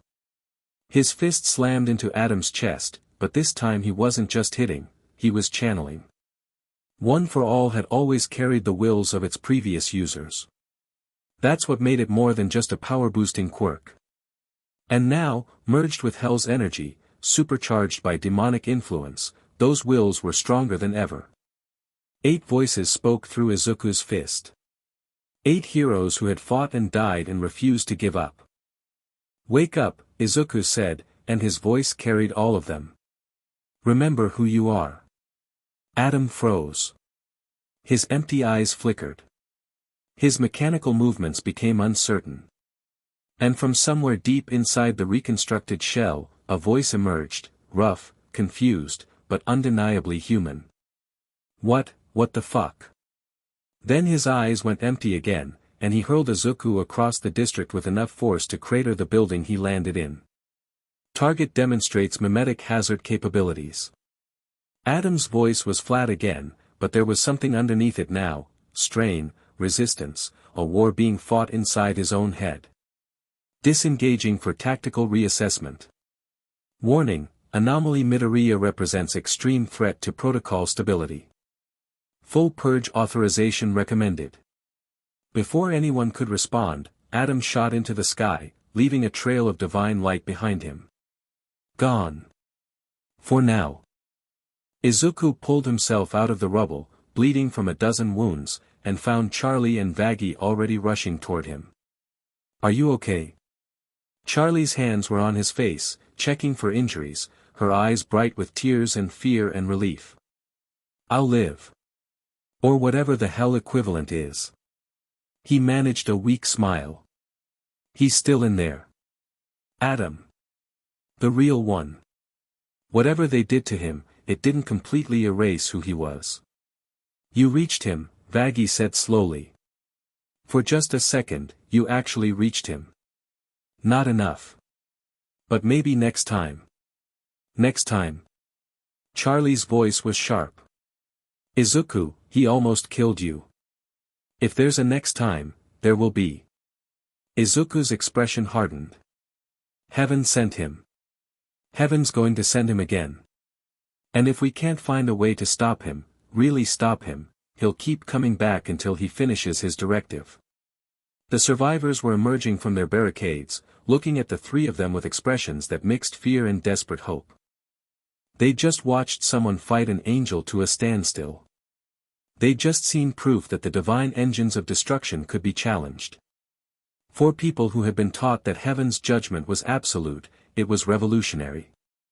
"We need to move faster," Izuku said, more to himself than anyone else. "For more ring lords. If we control all of hell before heaven can send the full purge, maybe we can negotiate from a position of strength. Or they'll just wipe everything out anyway. Vaggie's voice was tired but practical.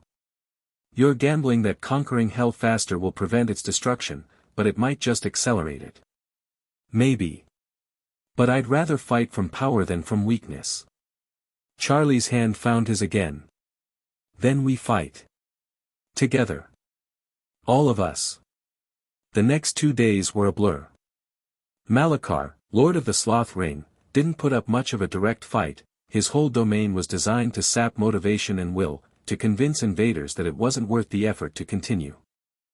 Izuku pushed through by focusing on everyone who was counting on him, everyone he promised to protect, and Malachar's entropy couldn't find purchase on a determination that had burned bright through a lifetime of obstacles. The Ring Lord surrendered without a true battle, too lazy even to fight for his own domain. Izuku almost felt sorry for him. 4 rings down. Halthos, Lord of the Deeper Pride Territories, was different. He wasn't just powerful, he was ideological. A fallen angel who had ruled his ring for millennia, absolutely convinced that sinners deserved punishment and that any attempt at redemption was a violation of cosmic law. You think you're a hero, Halthos said, seated on a throne of crystallized pride that literally radiated his domain's accumulated arrogance. But you're just another arrogant fool who thinks they know better than the systems that have existed since creation. Those systems are broken. Those systems are working exactly as intended. Halthos rose from his throne, and his fallen angel form was magnificent, 6 wings of tarnished gold, eyes that blazed with righteous fury, a spear that hummed with conviction. Sinners are punished. The guilty suffer. That is justice. And redemption is a lie told by the weak to avoid facing what they are. Halthos pointed his spear at Izuku. You want to save these creatures? They cannot be saved. They chose their fates. They earned their damnation. Who are you to tell them otherwise? The gathered demons of the 5th ring watched in silence. This wasn't going to be decided by combat alone, Halthos ruled through belief as much as power. If Izuku couldn't answer him philosophically, defeating him physically wouldn't matter. I'm someone who was told his whole life that he couldn't change.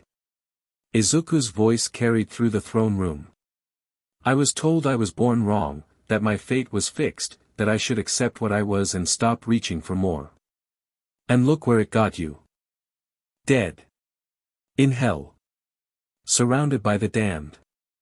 And helping them become something better. Izuku gestured at the demons behind him, former residents of the rings he'd already conquered, sinners who had started to change under Charlie's guidance, warriors from Krager's domain who had found purpose in protection rather than violence. These people were written off too. But they're different now. Changed. Trying. Trying means nothing. Results are what matter. Then let's talk about results. Izuku stepped forward. The Greed Ring's contract system is dissolved. Thousands of bound souls are free. The Lust Ring's population is learning that desire doesn't have to control them. The Wrath Ring's warriors are defending instead of destroying. The Sloth Ring's people are actually moving forward for the first time in centuries. Halthos's expression flickered. Chaos. You've created chaos. I've created choice. That's what redemption actually is, the chance to choose differently. It doesn't matter if they all succeed. What matters is that they have the option to try. Pretty words. But words don't, look at them. Izuku's voice hardened. Actually look. Not at what they were or what they did to end up here. Look at what they're becoming. Halthos looked. His ancient eyes, which had seen countless souls arrive in hell and never leave, swept across the crowd of demons and sinners who had followed Izuku into his domain. He saw a former greed demon sharing food with others instead of hoarding it. He saw a rage-filled warrior teaching younger demons how to fight without killing. He saw sinners who had spent decades in self-destruction actually smiling, actually hoping. This proves nothing, Halthos said, but his voice had lost some of its certainty. It proves everything. Charlie stepped forward, taking her place beside Izuku. My father created hell to punish sinners. But he also gave me the ability to see potential, the spark in every soul that could be something more. For centuries, I was told that spark didn't matter. That sinners were just sinners, forever and always. But Izuku showed me that sparks can become fires. And now we're spreading that fire across your entire domain. Hauthos was silent for a long moment. Then, slowly, he lowered his spear. You truly believe this madness? We truly believe it. And you're willing to fight me for it? To die for it? Again. Izuku nodded. If that's what it takes. Hauthos studied them, the quirkless hero who refused to stay dead, the princess who refused to abandon her dream, the fallen angel who had found new purpose in protecting both. He saw determination that didn't waver. Conviction that didn't crack. And for the first time in millennia, he felt doubt. I am pride, he said slowly. I have held this ring because I was certain that I was right. Certain that sinners deserved their fate. Certain that redemption was impossible. He looked at the changed demons, at the hoping sinners, at the evidence of everything he believed being slowly proven wrong. Perhaps certainty is just another form of blindness. He knelt. The entire ring went silent. A ring lord, kneeling. It hadn't happened in recorded history. I yield my ring to you, Izuku Midoriya. Not because you defeated me in combat, but because you've made me question what I was so proud of believing. Hauthos looked up, and his eyes held something new, not doubt but openness. Show me. Prove that redemption is real. And if you can, I will serve your cause. 5 rings down. The celebration at the hotel that night was muted by the shadow of what was coming. 2 ring lords remained, Gormuth of gluttony and Nethra of envy, and beyond them, the looming threat of heaven's full purge. Adam's attack had shown everyone what was at stake. This wasn't just about conquering territory anymore. It was about survival. Izuku sat on the hotel roof, too wired to sleep, watching hell's red sky and trying to process everything that had happened. Charlie found him first, settling beside him with the easy intimacy they'd developed over the past few days. She leaned against his shoulder, and he put his arm around her automatically. Hauthos joining us is huge, she said quietly. He's respected across all the rings. If he says redemption is possible, demons who would never have listened to me might start paying attention. That's the plan. I know. I just... She turned to look at him, her yellow eyes reflecting the hellfire light. I spent years being laughed at. Being dismissed. Being told my dream was stupid and naive. And now it's actually happening. Because of you. Because of us. You built the foundation. I'm just knocking down walls. Very modest. She smiled. Very you. Vaggie appeared next, dropping onto Izuku's other side with characteristic gracelessness. You two being cute without me? Never. Charlie reached across Izuku to take Vaggie's hand. Just processing. Same. Vaggie leaned into Izuku from her side, and suddenly he had both of them pressed against him in a way that felt natural despite everything. I've been thinking about Adam. The rebuilt version. Yeah. What you did to him, reaching through the programming, making him remember, that was incredible. But it also terrified me. Why? Because he was an angel once. A real one, with free will and choices and personality. And heaven took all of that away to turn him into a weapon. Her voice was tight. If they can do that to him, they can do it to anyone. All those angels I served with, all those exorcists I fought beside, any of them could be next. Then we have to stop them. Izuku's voice was quiet but certain. Not just Adam. The whole system that makes weapons out of people. Heaven's leadership made this choice. They decided that balance was worth more than individual souls. That's a big enemy to take on. We've already taken on hell. How much harder can heaven be? Vaggie actually laughed at that, a real laugh, surprised out of her by his audacity. You're insane. So I've been told. Charlie's hand tightened on his. Whatever happens next, we're together. All three of us. Right? Right, Vaggie said. Right, Izuku agreed. They sat together in comfortable silence, three people who had found each other against all odds, watching hell's sky and preparing for the battles to come. Deep in the heart of heaven, Sera stood before the council of seraphim. The chamber was filled with light, pure, absolute, blinding to mortal eyes. 6 figures sat in judgment, their forms barely contained by physical reality. They had ruled heaven since its creation, and they had never been questioned. Until now. The Adam protocol has failed its first engagement, one of them intoned. The anomaly remains active. The anomaly has conquered 5 of hell's 7 rings, another added. At this rate, he will control all of hell within days. Which triggers the full purge parameters. Yes. Once the balance shifts beyond acceptable limits, stop. Sera's voice cut through the discussion. This is wrong. Silence. The kind of silence that preceded judgment. Seraphim Sera. You have something to add? I've been monitoring the anomaly. Izuku Midoriya. He's not what we assumed. Sera stepped forward, and even among the highest angels, she commanded attention. He's genuinely trying to help sinners. He's proving that redemption is possible. Everything Charlie Morningstar has been working toward, he's making it real.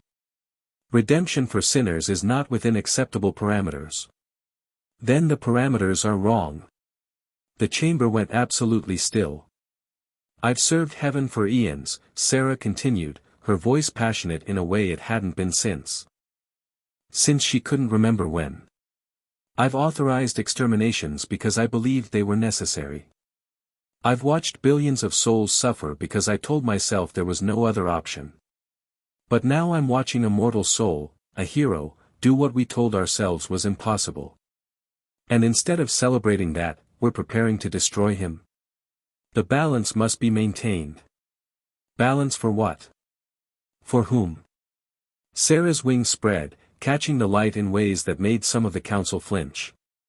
If a dead human can show sinners how to change, if redemption is actually possible, then everything we've built hell to be is wrong. Everything we've done in the name of balance has just been causing suffering we could have prevented. That is not, I've seen the footage. Sera's voice dropped. I've watched him fight. I've watched him reach through the programming we installed in Adam and touch something that was supposed to be gone. He made Adam remember he was a person.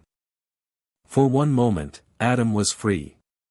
And then our controls kicked back in, and we turned him back into a weapon. The Adam protocol was necessary, the Adam protocol is an abomination. Sera took a step toward the highest throne. We took one of our own, flawed, yes, but still one of our own, and stripped out everything that made him him. We made him into a puppet of divine murder. And now we're going to point him at someone who might actually be able to save hell. Someone who could end the exterminations forever. You speak heresy, Seraphim Sera. I speak truth. She stood tall, defiant, blazing with conviction she hadn't felt in millennia. And I will not be part of this anymore. The full purge will not proceed with my authority. The Adam protocol will not, your authority is no longer required. The voice came from behind her. Sera turned and saw Adam, the rebuilt Adam, the weapon Adam, standing in the doorway of the council chamber. His eyes were empty. His weapons were drawn. And behind him, an army of exorcists stood ready. Seraphim Sera, Adam's flat voice intoned, you have been designated as compromised. Directive, neutralize. Prepare the full purge for immediate implementation. Authorization no longer required from compromised individuals. Sera's wings flared with light. Adam. Remember who you are. Remember what you were. You don't have to, communication unnecessary. He moved. Sera was one of the most powerful beings in creation, but Adam had been rebuilt to fight her kind. His first strike sent her crashing through the wall of the council chamber. His second followed before she could recover. The council watched without intervening. Balance required sacrifice, after all. Even the sacrifice of their own. Sera fell. The last thing she saw before consciousness fled was the sky of heaven opening above her, releasing her from the realm of light. She fell, and she kept falling, and somewhere far below, hell waited to receive another angel who had chosen conscience over compliance. Charlie felt it first.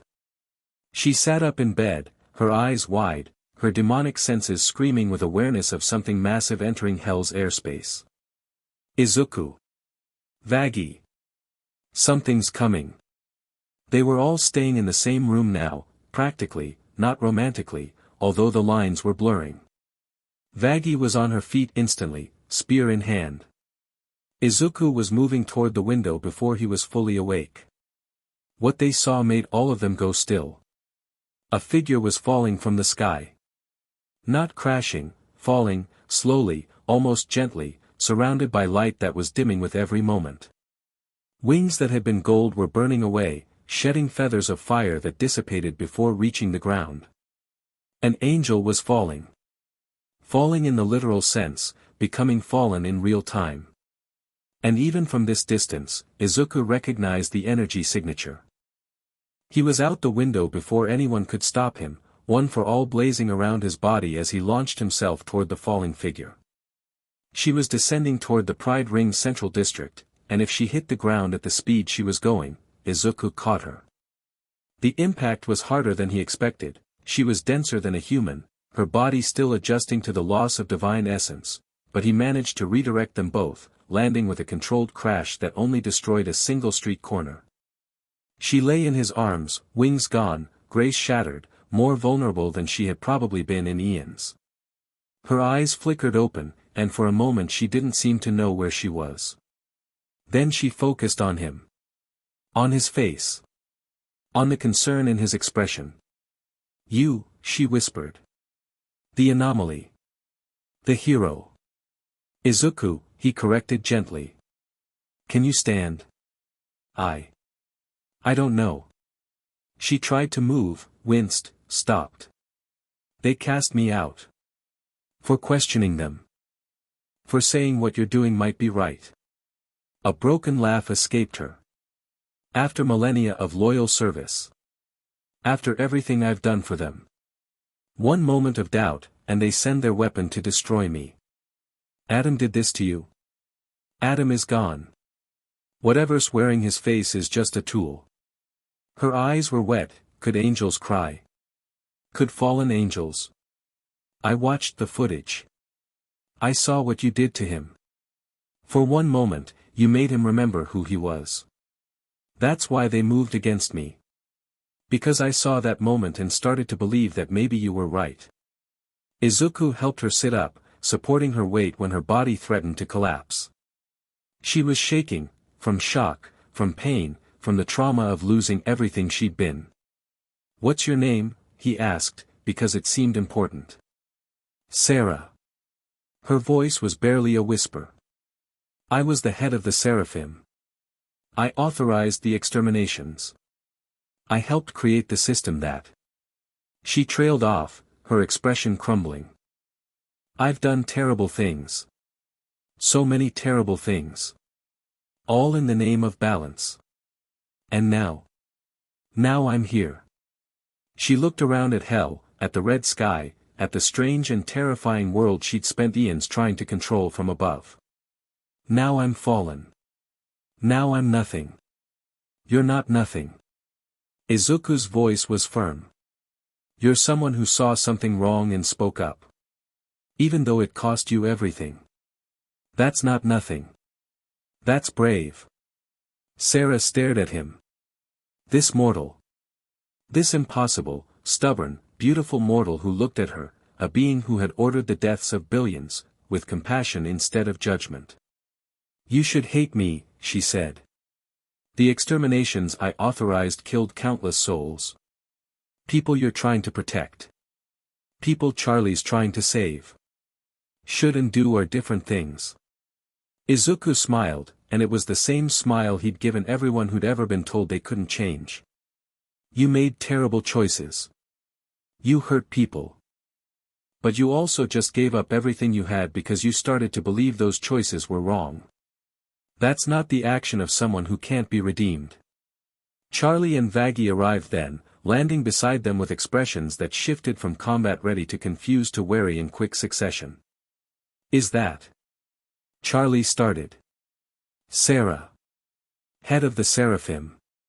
Former head." Vaggie's voice was ice. "She's the one who. I know what she did. Izuku didn't let go of the fallen angel. I also know she just lost everything because she questioned the system. Because she started to believe in what we're doing." Vaggie's expression didn't soften, but her hand moved away from her spear. "She has information," Charlie said slowly, her political mind working despite the emotional complexity. "About Heaven's plans. About the full purge. About Adam. She has more than information." Izuku helped Sera to her feet, letting her lean on him when her legs threatened to buckle. "She has perspective. She knows how Heaven thinks, how they operate, what their weaknesses are.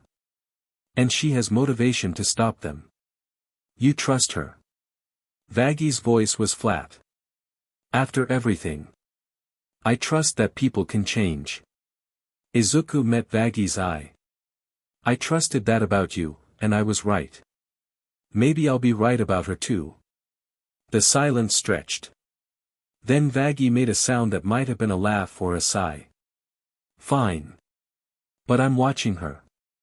And if she does anything that threatens Charlie, you'll kill me."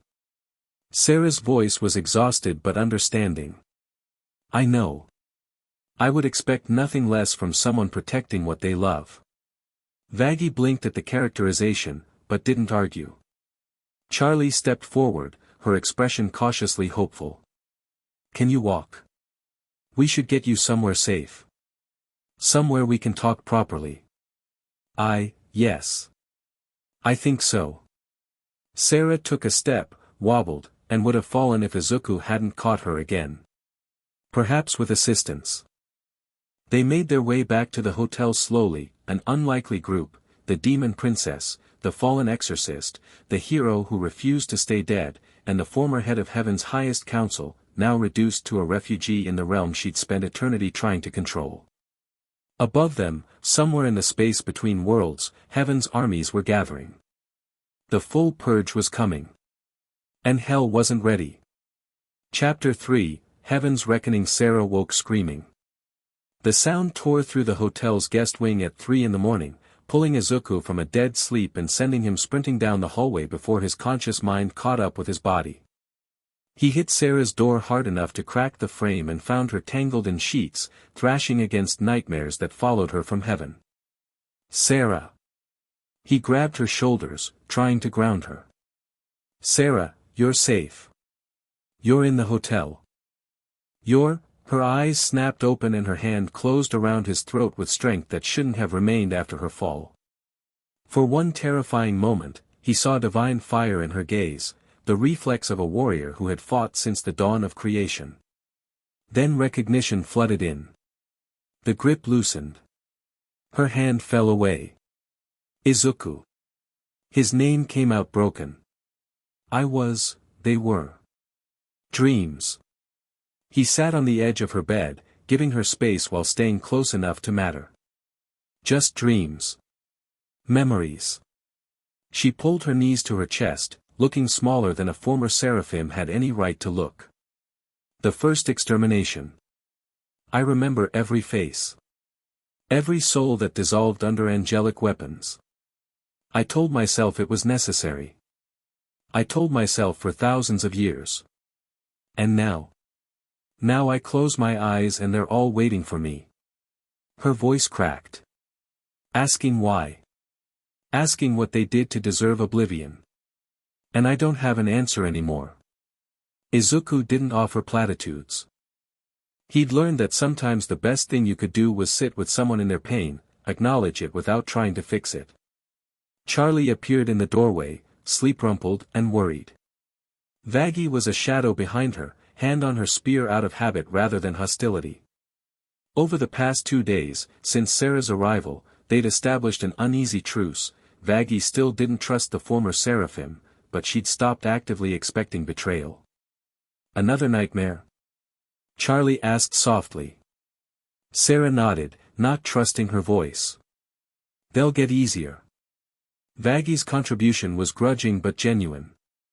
When I first fell, I didn't sleep for weeks. The memories eventually stopped screaming so loud. Eventually. Sera laughed bitterly. I have millennia of memories. I might never sleep peacefully again. Then we'll take shifts. Izuku's voice was matter-of-fact. Someone's always up anyway. If you need company in the middle of the night, we'll be here. Sera stared at him with an expression he was starting to recognize, the look of someone unused to kindness, struggling to process its existence. Why? She asked. Why do you keep doing this? Being good. To everyone. Even me. Because that's who I am. Izuku smiled slightly. And because you need it. Isn't that enough? She didn't have an answer. But something in her expression shifted, softened, opened just a little more. The War Council convened at dawn.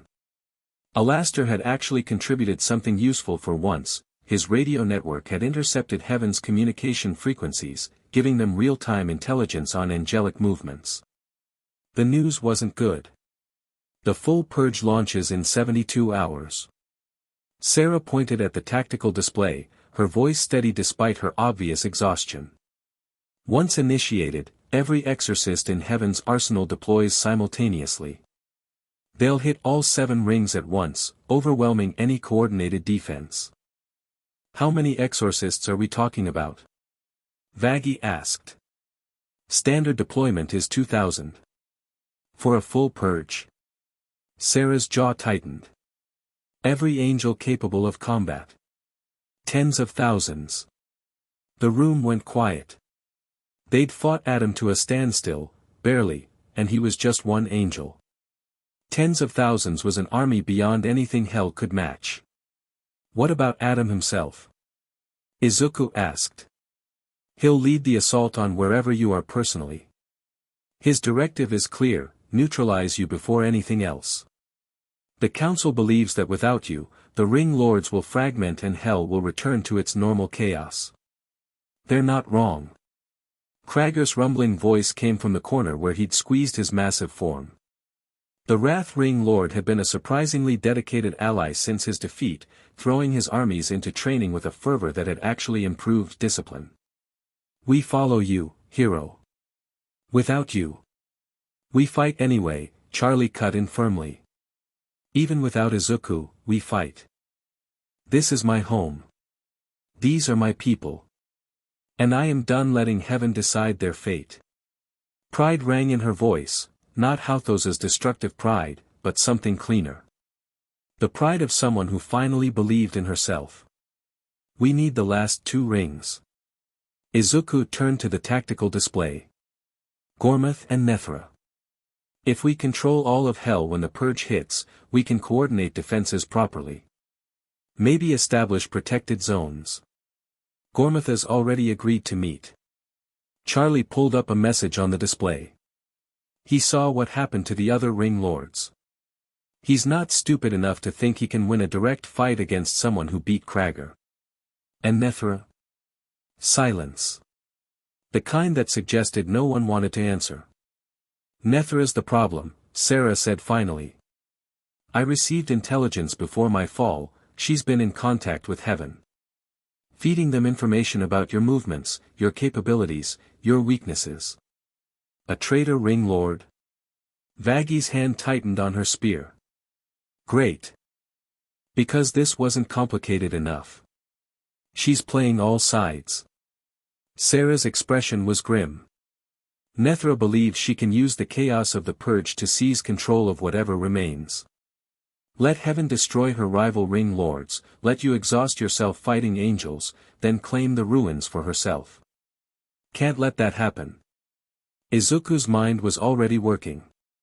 We need to deal with her before the purge hits.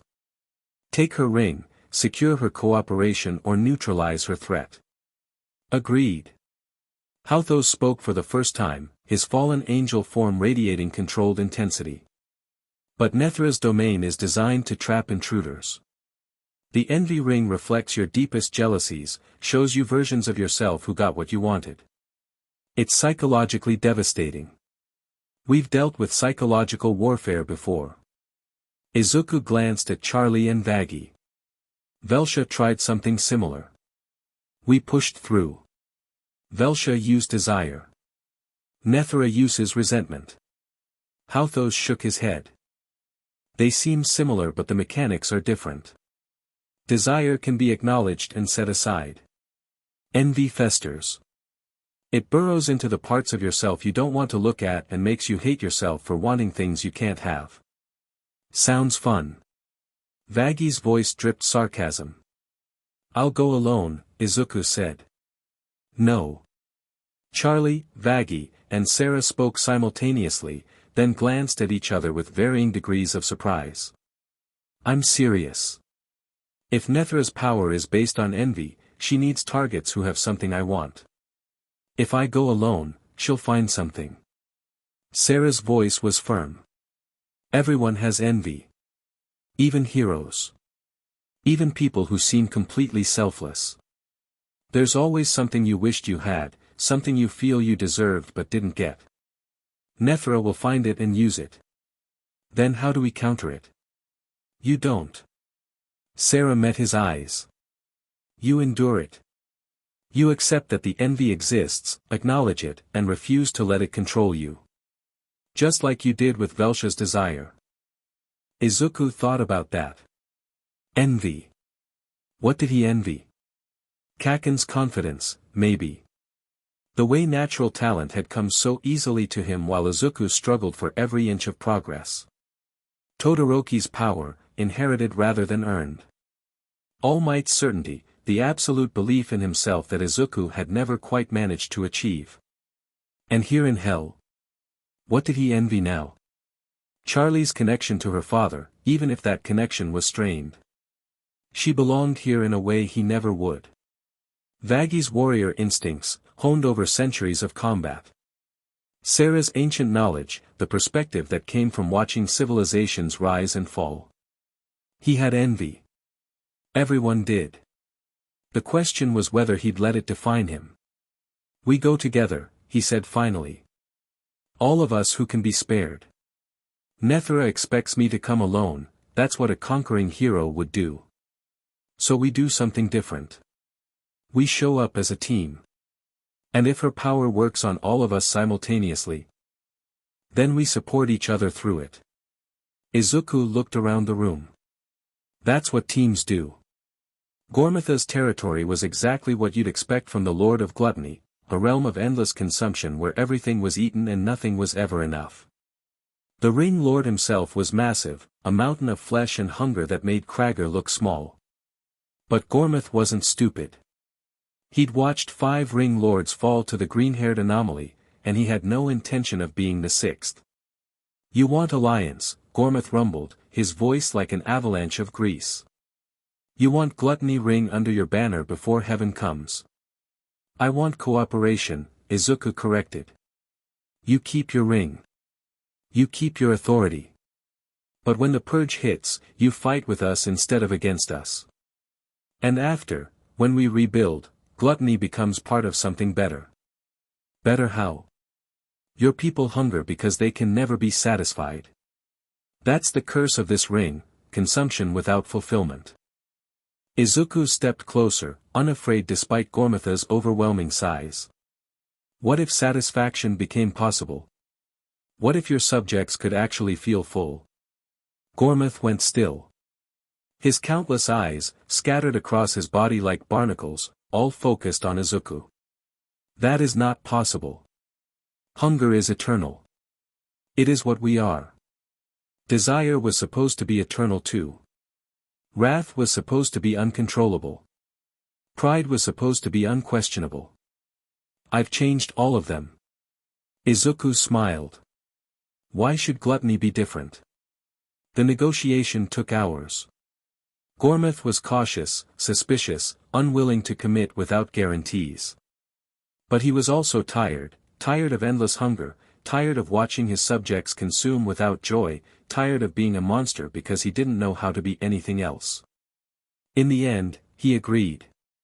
Not to submission, but to alliance. The gluttony ring would fight beside them when heaven came. 6 rings down. 1 to go. Nethra's domain was the last obstacle, and it was designed to be impassable. The envy ring manifested as an infinite mirror maze, each reflection showing not what was but what could have been. Every surface whispered of paths not taken, choices unmade, lives that might have been yours if only you'd been luckier, smarter, better. Izuku entered with Charlie, Vaggie, and Sera at his sides. Hauthos and Krager remained at the border, ready to provide support if things went wrong. Gormith lurked nearby, honoring his new alliance by standing guard. The mirrors activated the moment they crossed the threshold. Izuku saw himself as he might have been, a quirkless boy who never met All Might, who gave up on his dreams, who lived a small life and died a small death. He saw himself with a quirk of his own, powerful from birth, never needing to struggle or sacrifice. He saw himself in a world without villains, where heroes weren't necessary, where he might have been happy instead of dead. The visions pulled at him. Not with the seductive promise of Velsha's desire, but with the corrosive whisper of resentment. Why wasn't this your life? Why did you have to suffer? Why did everyone else get what you wanted while you had to fight for every scrap? Izuku. Charlie's voice cut through the noise. She was struggling too. The mirrors showed her versions of herself whose fathers actually supported them, whose dreams had been realized easily, whose love lives weren't complicated by conquest and war. Stay with me. I'm here. He reached for her hand and found it. I'm here. Vaggie was silent, jaw clenched, eyes fixed forward despite the mirrors showing her lives where she'd never fallen, never killed, never become the thing she hated. Sera was worse. The mirrors were showing her versions of herself who had stopped the exterminations earlier, who had saved millions of souls, who had been brave enough to question when questioning might have mattered. This is what she wants. Izuku forced his voice to steady. She wants us to tear ourselves apart with regret. We don't have to engage with it. Easier said than done. Vaggie's voice was tight. That version of me never participated in a single extermination. She saved people instead of killing them. She's everything I should have been. She's not real. Izuku pulled Vaggie closer, his other hand still holding Charlie's. You're real. What you're doing now is real. The past is over. And mine. Sera's voice cracked. The past I carry killed billions. No amount of moving forward erases that. No. It doesn't. Izuku met her eyes through the chaos of reflections. But letting the guilt destroy you doesn't bring them back either. The only thing that matters now is what you do next. They pushed deeper into the maze. The mirrors grew more aggressive, more personal. They showed relationships that might have been, Izuku with Ochako, living happily in a world where he hadn't died. Charlie with a family that actually functioned. Vaggie with her wings intact, respected instead of reviled. And they showed darker things too. Versions of themselves who had given in to their worst impulses. An Izuku who used his power for revenge. A Charlie who embraced her father's cruelty. A Vaggie who never stopped killing. A Sera who doubled down on exterminations instead of questioning them. She's trying to break us, Charlie gasped. Show us what we could become if we fall. Then we don't fall. Izuku pulled them all closer, forming a tight cluster against the assault. Whatever these mirrors show, it's not real. We're real. What we've built together is real. And that's stronger than any what-if. Laughter echoed through the maze, musical, cruel, delighted. How touching. Nethra's voice came from everywhere and nowhere. The hero thinks togetherness will save them. How naive. How perfectly, deliciously naive. Show yourself. Izuku's voice was steel. Why would I do that? I'm winning from here. More laughter. Do you know what I love about envy? It's self-sustaining. Once it takes root, it grows on its own. I don't have to do anything except watch you poison yourselves. You're wrong. Charlie stepped forward, and her voice carried power that made the mirrors shiver. Envy requires isolation. It requires believing that someone else got what you deserved. But we know better. We know that what we have, we built together. We know that what we lost made us who we are. Pretty words from the princess whose daddy never loved her enough. Charlie flinched. The mirrors around her blazed with images of Lucifer, praising her, supporting her, being the father she'd always wanted. Charlie. Izuku's hand tightened on hers. That's not real. I know. Her voice was small. I know it's not real. But I still want it. I still wish. That's okay. Izuku pulled her close. Wanting things is okay. Wishing for things is okay. What matters is whether you let the wanting control you or whether you choose something else. And what do you choose? Nethra's voice dropped, becoming intimate, seductive in a different way than Velsha had been. What does the hero choose? Fame? Glory? The girl who couldn't see your worth until you were already dead. Ochako's face appeared in every mirror, smiling at Izuku with the warmth he remembered from his life. The life that was over. The love that would never be. It hurt. God, it hurt. He'd pushed those feelings aside because there was work to do, but the wound was still there, still raw. I loved her, Izuku said quietly. I never told her. I was always planning to wait until the fight was over, until things were peaceful, until there was time. And then I died. Delicious. Nethra's voice was thick with satisfaction. And now you're here, surrounded by women who want you, and you can't help wondering if any of it would have happened if Ochako had lived. If you had lived. If you'd had the future you actually wanted. Maybe you're right. Izuku's voice was steady despite the pain. Maybe part of me wonders what might have been. But here's the thing about regret, Nethra, it only has power if you let it stop you from moving forward. He raised his hand, and one for all blazed around him, brighter than it ever had before. I loved Ochako. I might have been happy with her. But that life is over. This life, this death, this is what I have now. And what I have includes people I care about, causes I believe in, and a chance to help more people than I ever could have before. The mirrors around him cracked. So yeah. Show me what I lost. Show me what I'll never have. It doesn't change anything. His power surged, shattering reflections in every direction. Because I've already chosen what matters. And it's not living in regret. Charlie and Vaggie added their power to his. Sera, still raw from her fall, still struggling with guilt that might never fully heal, managed to contribute a spark of divine fire that shouldn't have been possible for a fallen angel. Together, they broke the maze. Nethra's true form was revealed as the mirrors collapsed, an elegant, serpentine demon with scales like jealous green fire and eyes that reflected everything you'd ever wanted and couldn't have. She was beautiful in a poisonous way, all sharp edges and venomous appeal. Impressive. She didn't seem upset by the destruction of her defenses. Truly impressive. But you're too late, little hero. Too late. The full purge launches in, she checked something invisible, smiled, 12 hours. Even if you defeat me, even if you claim my ring, you won't have time to prepare. Heaven's armies will sweep through hell, and everything you've built will burn.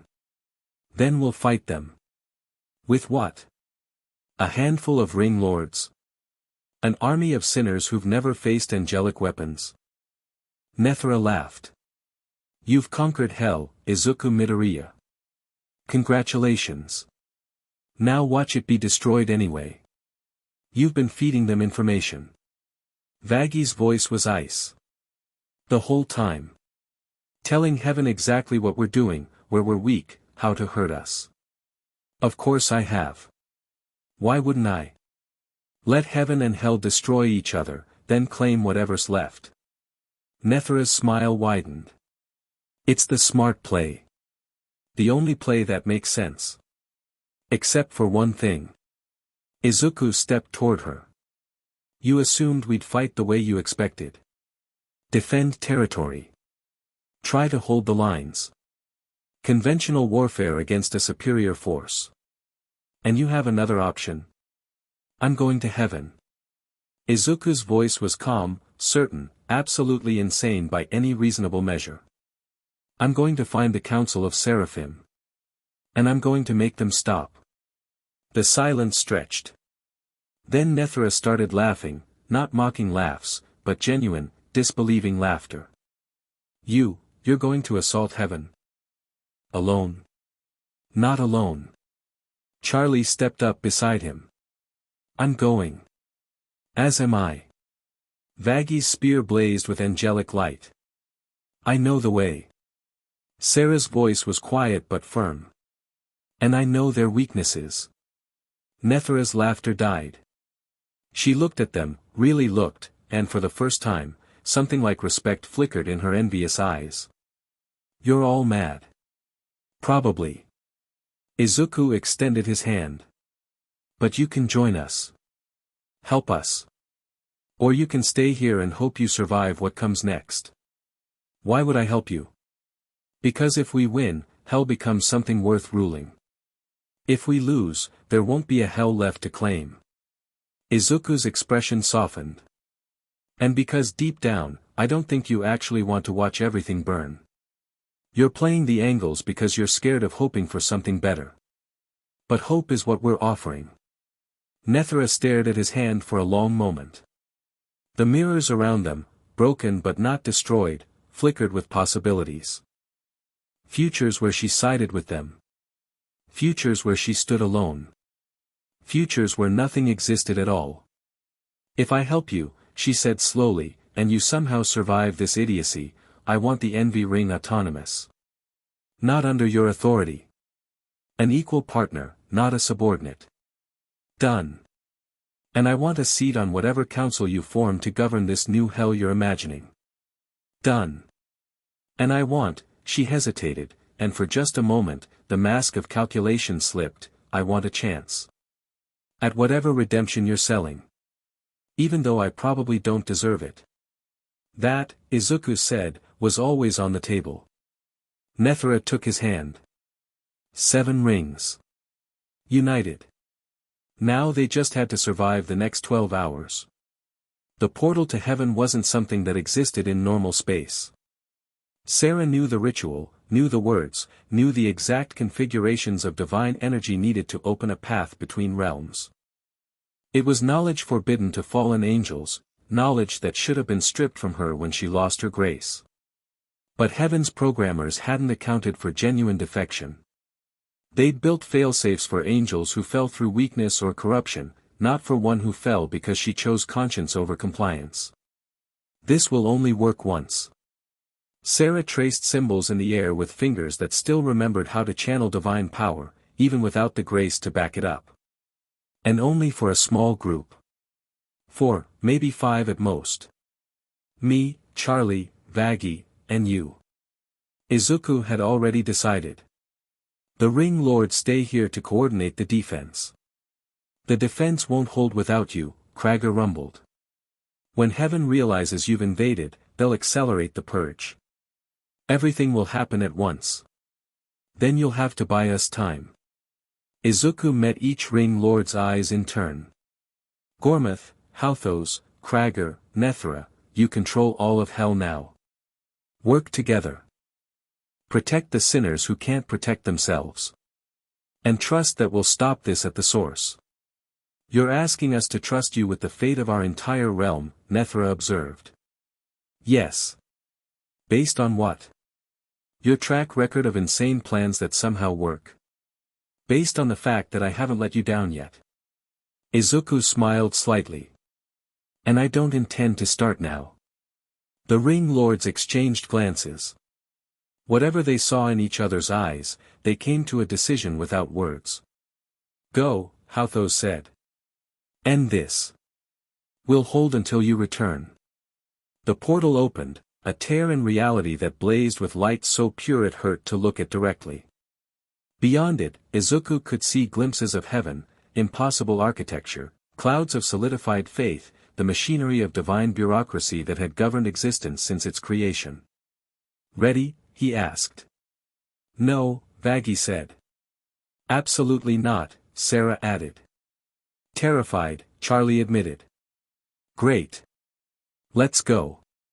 They stepped through. Heaven was beautiful and terrible in equal measure. Everything was light, not just illumination but physical light, solid and warm and overwhelming to senses that had grown accustomed to hell's crimson darkness. The architecture defied mortal comprehension, buildings that existed in dimensions that shouldn't be visible, structures that were concepts given form. And angels. Everywhere, angels. Most of them mobilizing for the purge, streams of divine warriors flowing toward portal points that would drop them into hell. We need to move fast, Sera murmured, leading them through side paths that the main forces weren't using. The council chamber is at the heart of heaven. If we can reach them before the purge launches, then what? Vaggie asked. We ask nicely. These are the beings who rebuilt Adam into a weapon. Who authorized the exterminations for millennia. They're not going to listen to reason. Then we make them listen. Izuku's voice was calm. One way or another. They moved through heaven like ghosts, Sera's knowledge of back routes and maintenance passages keeping them hidden from the mobilizing forces. But the closer they got to the council chamber, the more the security tightened. There. Sera pointed at a massive structure that pulsed with authority. The council meets there. But the entrance is heavily guarded, and we don't use the entrance. Izuku was already analyzing the structure, identifying weak points, finding the angles that would let them bypass conventional security. Can you get us to the roof? The roof? What good would? Sera stopped. You want to break in? From above. I've done it before. Different building, different circumstances, but the principle's the same. This is heaven. Not some villain's lair. Architecture is architecture. Izuku smiled. And I've been breaking into places I shouldn't be since I was 14. They reached the roof through a series of maintenance tunnels that hadn't been used in centuries.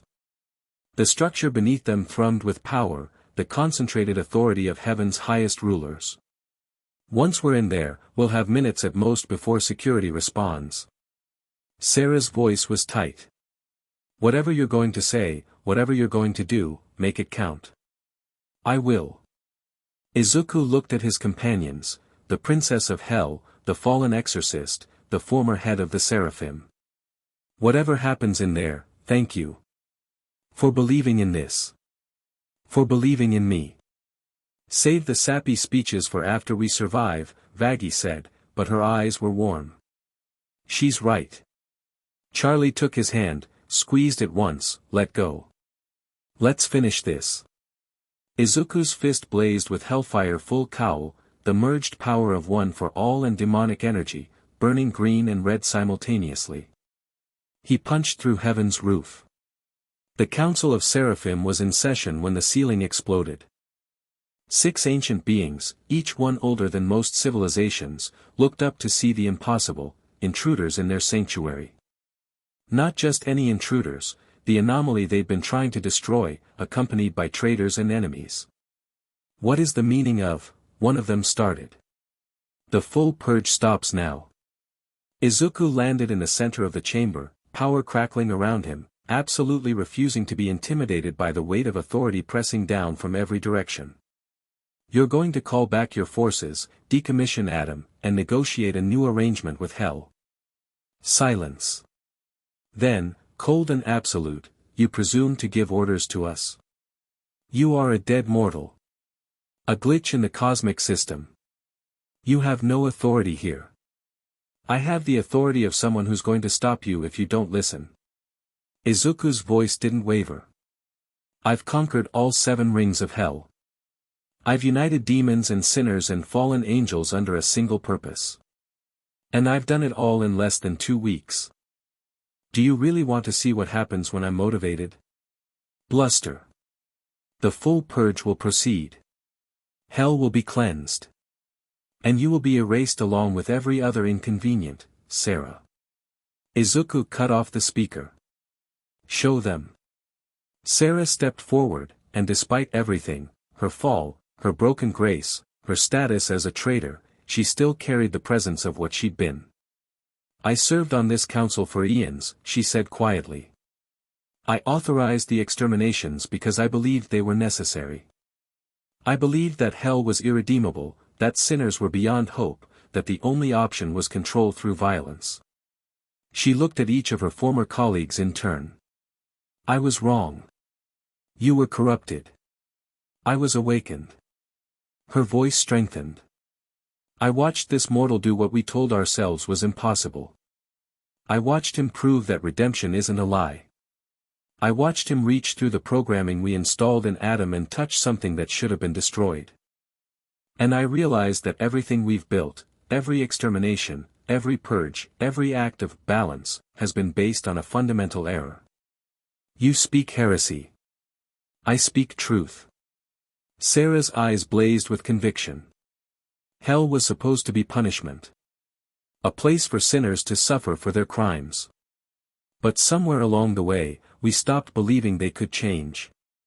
We made hell eternal because we decided redemption was impossible. And because we decided that, we made it true. The nature of sinners can change. Charlie stepped forward, and her presence filled the chamber with something the council clearly didn't expect, pure, unshakable hope. I've spent my existence trying to prove that. I've been laughed at, dismissed, ignored. But Izuku showed me that I was right. Sinners can be redeemed. They can grow. They can become better. All they need is the chance. This is absurd. You expect us to, I expect you to look at the evidence. Izuku's voice cut through the rising tension.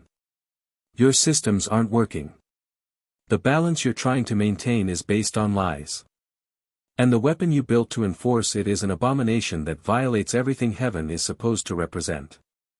Adam serves the greater good. Adam is a lobotomized slave wearing the face of someone you murdered. Izuku's voice was cold. I reached him. For one moment, I made him remember who he was. And you know what he felt? Horror. At what you'd done to him. At what you'd made him become. That actually caused a reaction. Some of the council members shifted uncomfortably. I'm not asking you to surrender, Izuku continued. I'm asking you to consider that you might be wrong. That the way you've done things for millennia might not be the only way. That maybe, just maybe, a dead hero and a hell princess and a fallen angel and a former seraphim might have stumbled onto something better. The silence stretched. The council communicated in ways that mortal senses couldn't perceive, debating implications and possibilities at speeds that made normal conversation seem frozen. Finally, one of them spoke, the oldest, the most powerful, the one whose authority the others deferred to. You present an interesting argument, anomaly. But arguments are not evidence. The full purge proceeds not because we want hell destroyed, but because your conquest has destabilized the fundamental balance between realms. Left unchecked, the energy differential will cause cascading failures throughout creation itself. What kind of failures? Reality unravels. Heaven, hell, and every mortal realm in between collapse into undifferentiated chaos. The balance exists for a reason, not to punish sinners, but to maintain the structural integrity of existence itself. Izuku processed this. It was the first argument the council had made that actually sounded like a legitimate concern rather than just authoritarianism dressed up in cosmic language. Explain the mechanism. Specifically, what about Hell's current state causes instability? The council member seemed surprised that Izuku was engaging rather than arguing. The rings are designed to operate independently, their energies opposing each other in dynamic tension. When unified under single authority, that tension resolves into a single overwhelming force. Hell becomes a weapon capable of threatening heaven directly. So the problem isn't redemption or change, it's the energy concentration. Correct. The full purge would reset Hell's energy to baseline levels, allowing the rings to fragment naturally. And kill billions of souls in the process. Necessary sacrifice for cosmic stability. No. Izuku's voice was firm. There's another way. There has to be. You're the most powerful beings in creation, you can find a solution that doesn't require genocide. We have calculated every possible, you've calculated every solution that maintains your control. Izuku stepped closer to the council, and his power flared in ways that made even the seraphim take notice. What if you let go of that? What if instead of controlling the balance, you trusted someone else to maintain it? Trust. Hell. Trust sinners. Trust me. Izuku met the eldest council member's gaze directly. I've spent my entire existence trying to help people. Even when they didn't deserve it. Even when it cost me everything. That's not going to change just because I'm dead. Give me the chance to stabilize Hell without destroying it, and I will. And if you fail, then you do your purge. Izuku's voice didn't waver. But at least you'll know you tried something other than slaughter. The debate resumed, faster this time, more heated. Izuku couldn't follow the specifics, but he could read the body language. Some of the council were actually considering it. Others were adamantly opposed.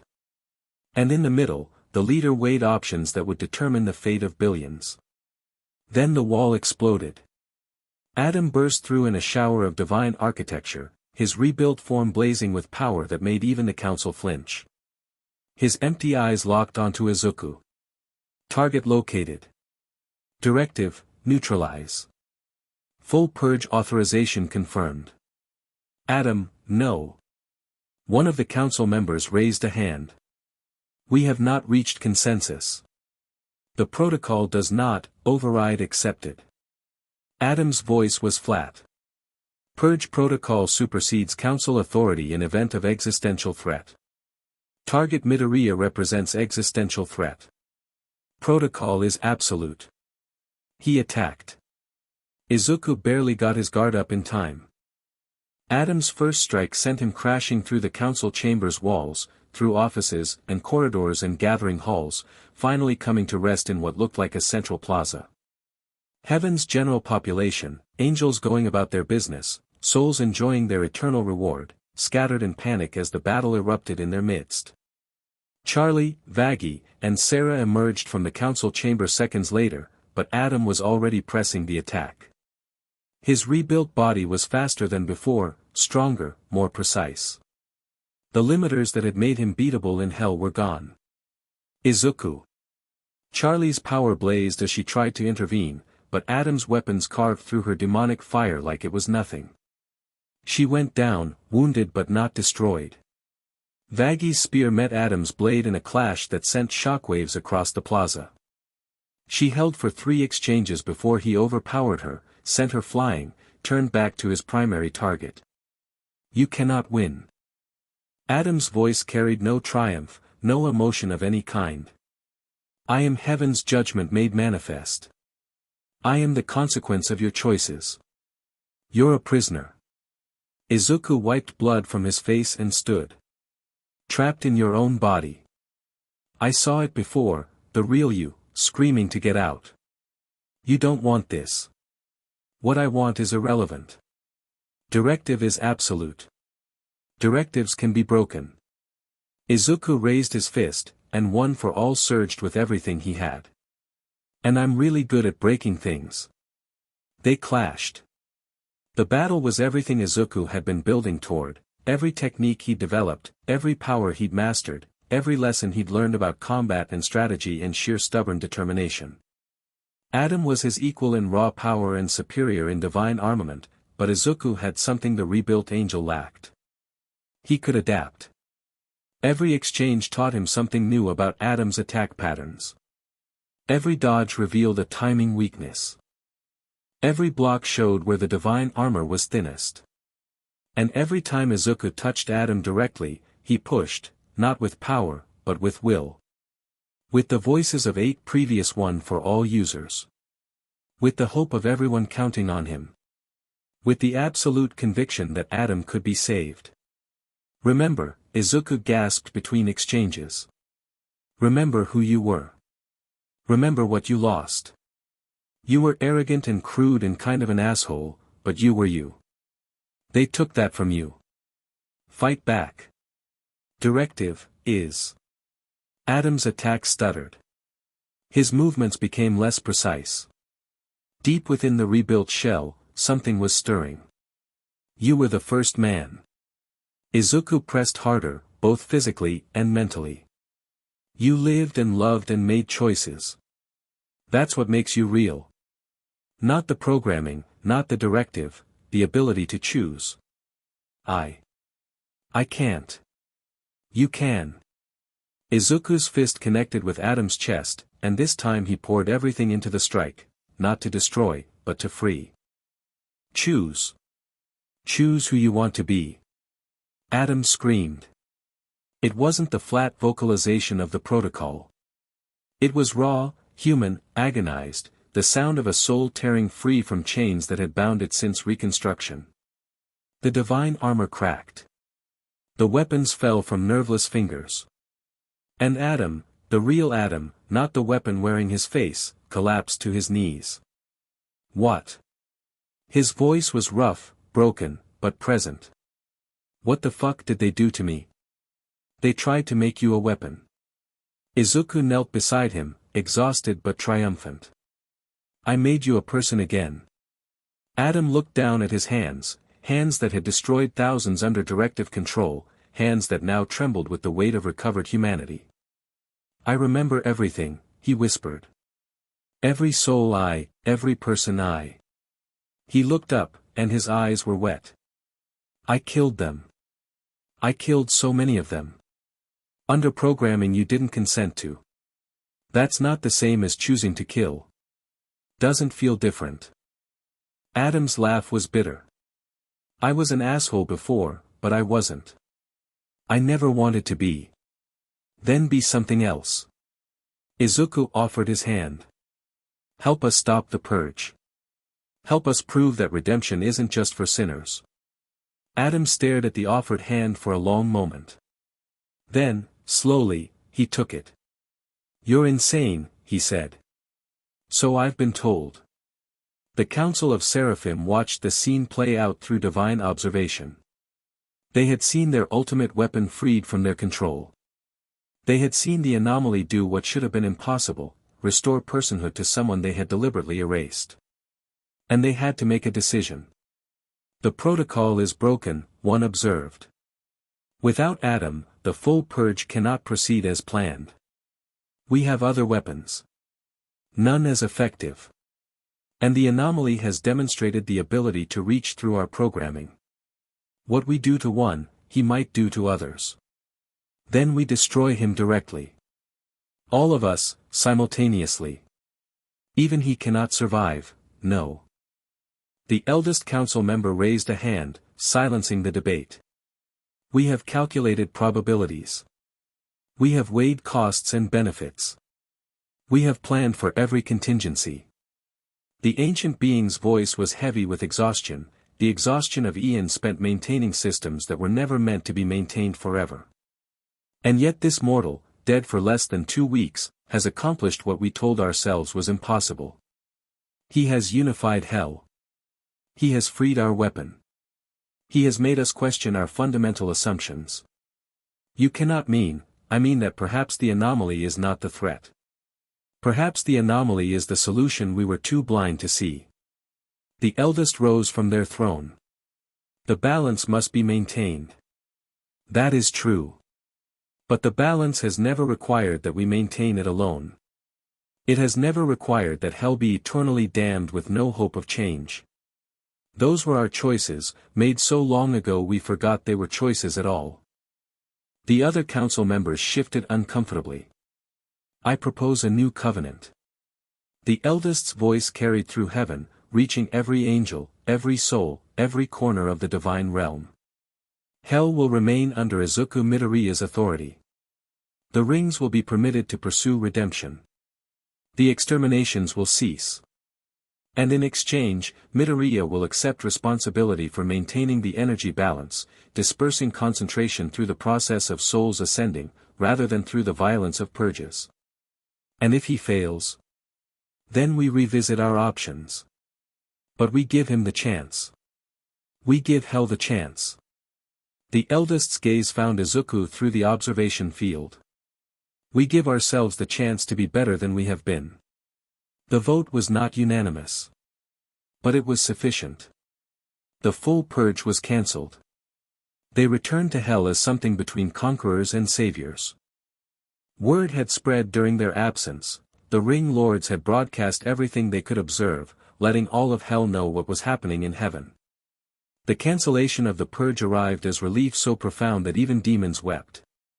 Izuku stood on the hotel's roof, watching the celebration unfold across the Pride Ring. Charlie was beside him, her hand in his. Vaggie leaned against his other shoulder. And Sera, still struggling with her fall, still carrying guilt that would take years to process, sat nearby, finally allowing herself to hope. You did it, Charlie said softly. You actually did it. We did it. Izuku pulled her closer. All of us. Together. What happens now? Now we build. Izuku looked out across hell, his hell, apparently, though he still wasn't entirely comfortable with the idea. We prove that redemption works. We help sinners become something better. We create the system that heaven should have built in the first place. That's a big job. Good thing I've got help. He glanced at Vaggie, at Sera, at the hotel below them where dozens of reformed sinners were celebrating their continued existence. Good thing I've got all of you. Adam found them an hour later, looking lost in a way that someone wearing divine armor had no right to look. I don't know what to do, he admitted. I don't know who I am anymore. The person I was before seems like a stranger. The thing they made me into is a nightmare. And now I'm just. You're free, Izuku said. That's enough for now. Figure out the rest as you go. Can I stay here? Adam looked uncomfortable with the request. I know I don't deserve it. I know what I did. But I don't have anywhere else. The hotel's open to everyone who wants to try being better, Charlie said gently. Even former weapons of divine destruction. Adam laughed, a rough, uncertain sound. You're all insane. So we've been told. The days that followed were busy with building rather than fighting. The 7 rings needed restructuring. The energy balance required constant monitoring. The souls beginning their redemption journeys required guidance and support. And through it all, Izuku worked, not as a conqueror but as a caretaker, not as a ruler but as a helper. Charlie blossomed into her role as the heart of the rehabilitation project, her dream finally given the resources it needed to succeed. Vaggie became the military backbone, training reformed demons to protect instead of destroy. Sera offered her expertise in divine systems, helping to build frameworks that would let ascending souls actually reach heaven instead of being trapped in hell forever. And the Ring Lords, once tyrants, now partners, found new purpose in governance that served their subjects rather than exploiting them. Izuku was in the hotel's common room, reviewing reports on the day's ascensions. 17 souls had qualified for heaven, a new record, when Charlie dropped into his lap. Working too hard, she said, wrapping her arms around his neck. Someone has to. Someone else can do it for an hour. She kissed him, soft and warm and promising more. Vaggie's handling the Wrath Ring inspection. Sera's in negotiations with the Heaven Embassy. And I have decided that my contribution to today's productivity is ensuring you don't burn out. Ensuring I don't burn out involves sitting in my lap. It's a multi-step process. She grinned. This is step 1. Vaggie found them like that when she returned, tangled together on the couch, half-dressed and very much not working. She studied the scene for a moment, then began unbuckling her armor. Room for one more. Always, Izuku said. They made room. Later, much later, Sera knocked hesitantly at the door. She'd been keeping her distance since her fall, uncertain of her place in the dynamic that had formed around Izuku. I don't want to interrupt, she started. You're not interrupting. Charlie beckoned her in. You're always welcome. You know that. I know you've said that. I just. Sera's eyes drifted to Izuku. I don't understand why you keep including me. After everything I've done. Izuku sat up, disengaging from the tangle of limbs with some difficulty. Do you remember what I told you when you first fell? About the difference between what you did and what you do next? Yes. What you do next includes this. He gestured at the room, at Charlie and Vaggie, at the life they'd started building together. If you want it. No pressure, no expectations. But you're part of this team. You've been part of it since you chose conscience over compliance. The rest is just details. Sera stood frozen for a long moment. Then, slowly, she crossed to the couch. I'm not good at this, she warned. I've never been good at emotional things. I was created for authority, not intimacy. None of us knew what we were doing when we started. Vaggie made space for her. We figured it out together. Together. Sera sat cautiously, like she expected the couch to reject her. I think I'd like that. Charlie pulled her into a hug that seemed to surprise the former seraphim into momentary paralysis. Then, slowly, Sera relaxed into it. Welcome home, Charlie whispered. And for the first time since her fall, Sera felt like she might actually belong somewhere. The months that followed saw hell transform beyond recognition. The redemption rates climbed steadily as more sinners accepted the chance to change. The ring structures evolved from prisons to rehabilitation centers. The relationship between heaven and hell, while still complicated, became something closer to cooperation than hostility. And through it all, 4 people built something together that none of them had expected. Charlie brought hope and vision, the unshakable belief that everyone deserved a second chance. Vaggie brought strength and loyalty, the warrior's heart redirected toward protection rather than destruction. Sera brought wisdom and perspective, eons of experience applied to building rather than breaking. And Izuku brought them all together, the impossible hero who refused to accept that anything was truly hopeless. They argued sometimes, about policy, about priorities, about the best way to help souls who didn't believe they could be helped. But the arguments never broke them. They always came back to each other. You know, Izuku said one evening, watching the sun set over a hell that was slowly becoming something better, when I died, I thought everything was over. My life, my purpose, my chance to make a difference. Charlie leaned against his shoulder. And now? Now I think it was just beginning. A different kind of heroism. A different kind of purpose. He smiled. A different kind of family. Sappy, Vaggie said from his other side. Accurate, Sera corrected from behind them. Both, Charlie decided. Izuku pulled them all closer, these women who had become his partners, his allies, his loves. Hell stretched out before them, transformed and transforming, full of souls learning that they could be more than their worst moments. It wasn't the future he'd imagined when he was a quirkless boy dreaming of being a hero. It was better. In the deepest part of the Envy Ring, now administered jointly with the other territories but still carrying echoes of what it had been, a mirror flickered. Nethra watched Izuku through it, her expression unreadable. She had joined his coalition, accepted his terms, even contributed genuinely to the governance of the new hell. But some habits were hard to break. She didn't want what he had. Not exactly. But she wondered, sometimes, what it would be like to be loved like that. To be trusted like that. To be seen as more than her worst nature. The mirror showed her a version of herself who had never become Lord of Envy. A version who had made different choices, walked different paths, ended up somewhere better. For the first time in eons, Nethra didn't look away. She studied the reflection. And she wondered if maybe, just maybe, the path to becoming that person wasn't as closed as she'd always believed. Redemption wasn't just for sinners, after all. It was for everyone willing to try. 1 year after Izuku Midoriya fell into hell, the first generation of redeemed souls ascended to heaven. It was a small group, 47 sinners who had completed their rehabilitation, who had genuinely changed, who had earned through effort and growth what they'd forfeited through their original sins.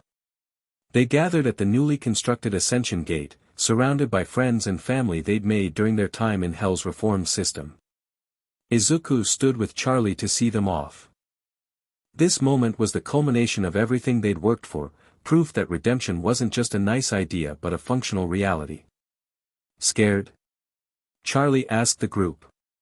Terrified, one of them admitted. What if heaven rejects us? What if we're not actually good enough? You're good enough. Izuku's voice carried certainty. You've done the work. You've made the changes. And if heaven has any sense at all, they'll recognize what you've accomplished. The gate opened, spilling light that was pure and welcoming rather than harsh and judging. One by one, the redeemed souls stepped through. None of them were rejected. When the last one vanished into the light, Charlie burst into tears, the happy kind, the ones she couldn't control when something wonderful happened. It worked, she sobbed. It actually worked. Of course it worked. Izuku pulled her close. You believed in it. You never stopped believing. This is just reality catching up to your faith. You're going to make me cry harder. That's the goal. Vaggie and Sera joined them at the gate, watching the light slowly fade as the portal closed. That's 47 souls who should have suffered forever, Sera said quietly. 47 people who got a second chance because of what we built. The first of many, Vaggie added. The projections say we could be sending hundreds through by next year. Thousands by the end of the decade. And eventually. Charlie looked up at Izuku, her eyes bright with tears and hope. Eventually, maybe hell won't need to exist at all. Maybe everyone will be able to earn their way out. Maybe. Izuku smiled. But that's a problem for future US. Present us should probably celebrate. Celebrate how? His grin widened. I'm sure we'll think of something. The celebration lasted well into the night. The hotel was full now, not just with residents seeking redemption, but with visitors from across the rings, demons and sinners and even a few angels who'd received permission to observe the new system in action. Music filled the halls. Laughter echoed from every room. And at the center of it all, the 4 people who'd made it possible finally let themselves rest. They ended up on the roof, as they often did. The spot had become theirs, a place to escape the demands of administration and just be together. I keep waiting to wake up, Charlie admitted. Waiting for this to all be a dream. It's not a dream. Izuku's arm was around her shoulders, his other hand linked with Vaggie's. Sera leaned against them all, finally comfortable with physical contact after months of careful approach. It's real. We made it real. You made it real. Vaggie's voice was warm despite the correction. You're the one who fell into hell and decided to fix it. I couldn't have done any of it alone. No. But you were the catalyst. The spark that set everything else in motion. She turned to look at him, and her single visible eye held more emotion than he'd ever seen from her. I've lived a long time. I've seen heroes and monsters and everything in between. But I've never met anyone like you. Same, Charlie agreed. Same, Sera added softly. Izuku didn't know what to say to that. Words seemed inadequate for the moment. So instead, he pulled them all closer and watched the stars, different stars than the ones he'd grown up with, but beautiful in their own way. I love you, he said. All of you. I know it's complicated and unconventional and probably confusing to anyone watching from outside, but it's true. You're my partners, my allies, my family. And I wouldn't trade what we have for anything. Even heaven? Charlie asked. Especially heaven. He smiled. Heaven's boring. They don't have you. She laughed, bright and clear and perfect. We love you too, Vaggie said. Even when you're being sappy. Especially when you're being sappy, Sera corrected. I think we should stop talking, Charlie decided, and start celebrating properly. What did you have in mind? Her answer involved significantly less clothing and significantly more togetherness. Hell continued to evolve. The rehabilitation system expanded, reaching sinners who had been trapped in suffering for millennia. The Ring Lords found purpose in genuine governance, their ancient powers redirected toward helping their subjects rather than exploiting them. The relationship between heaven and hell became something like partnership, with regular diplomatic exchanges and cooperative projects. And at the center of it all, four people continued to build something that had never existed before, a family forged in the fires of redemption, held together by love and purpose and the stubborn belief that everyone, deserved the chance to be better. Izuku Midoriya had died saving his world. He'd found a new one in hell.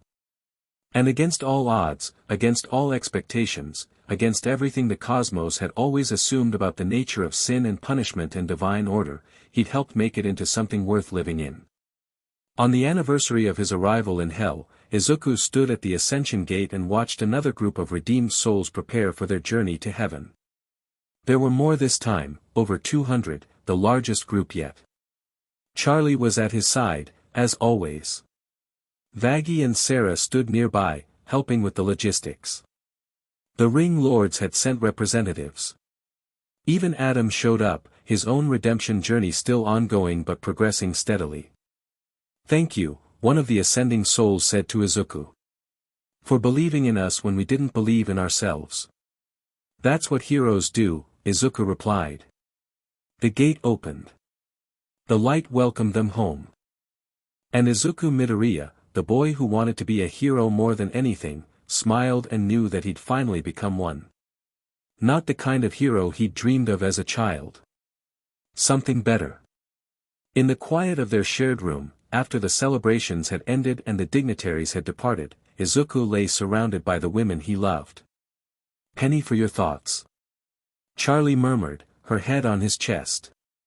Just thinking about the future, he said. All the souls will help. All the changes we'll make. All the time we'll have together. Good thoughts. The best thoughts. Vaggie's hand found his in the darkness. We should sleep. Big day tomorrow.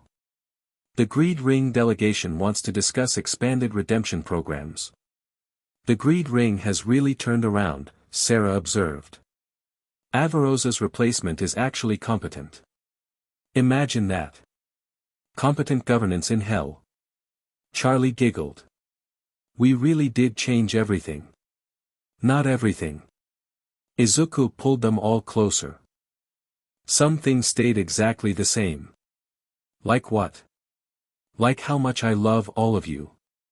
That hasn't changed since the day I met you. It's just gotten stronger. Sappy, Vaggie said. Accurate, Sera corrected. Both, Charlie decided. They fell asleep together, tangled and comfortable and exactly where they belonged.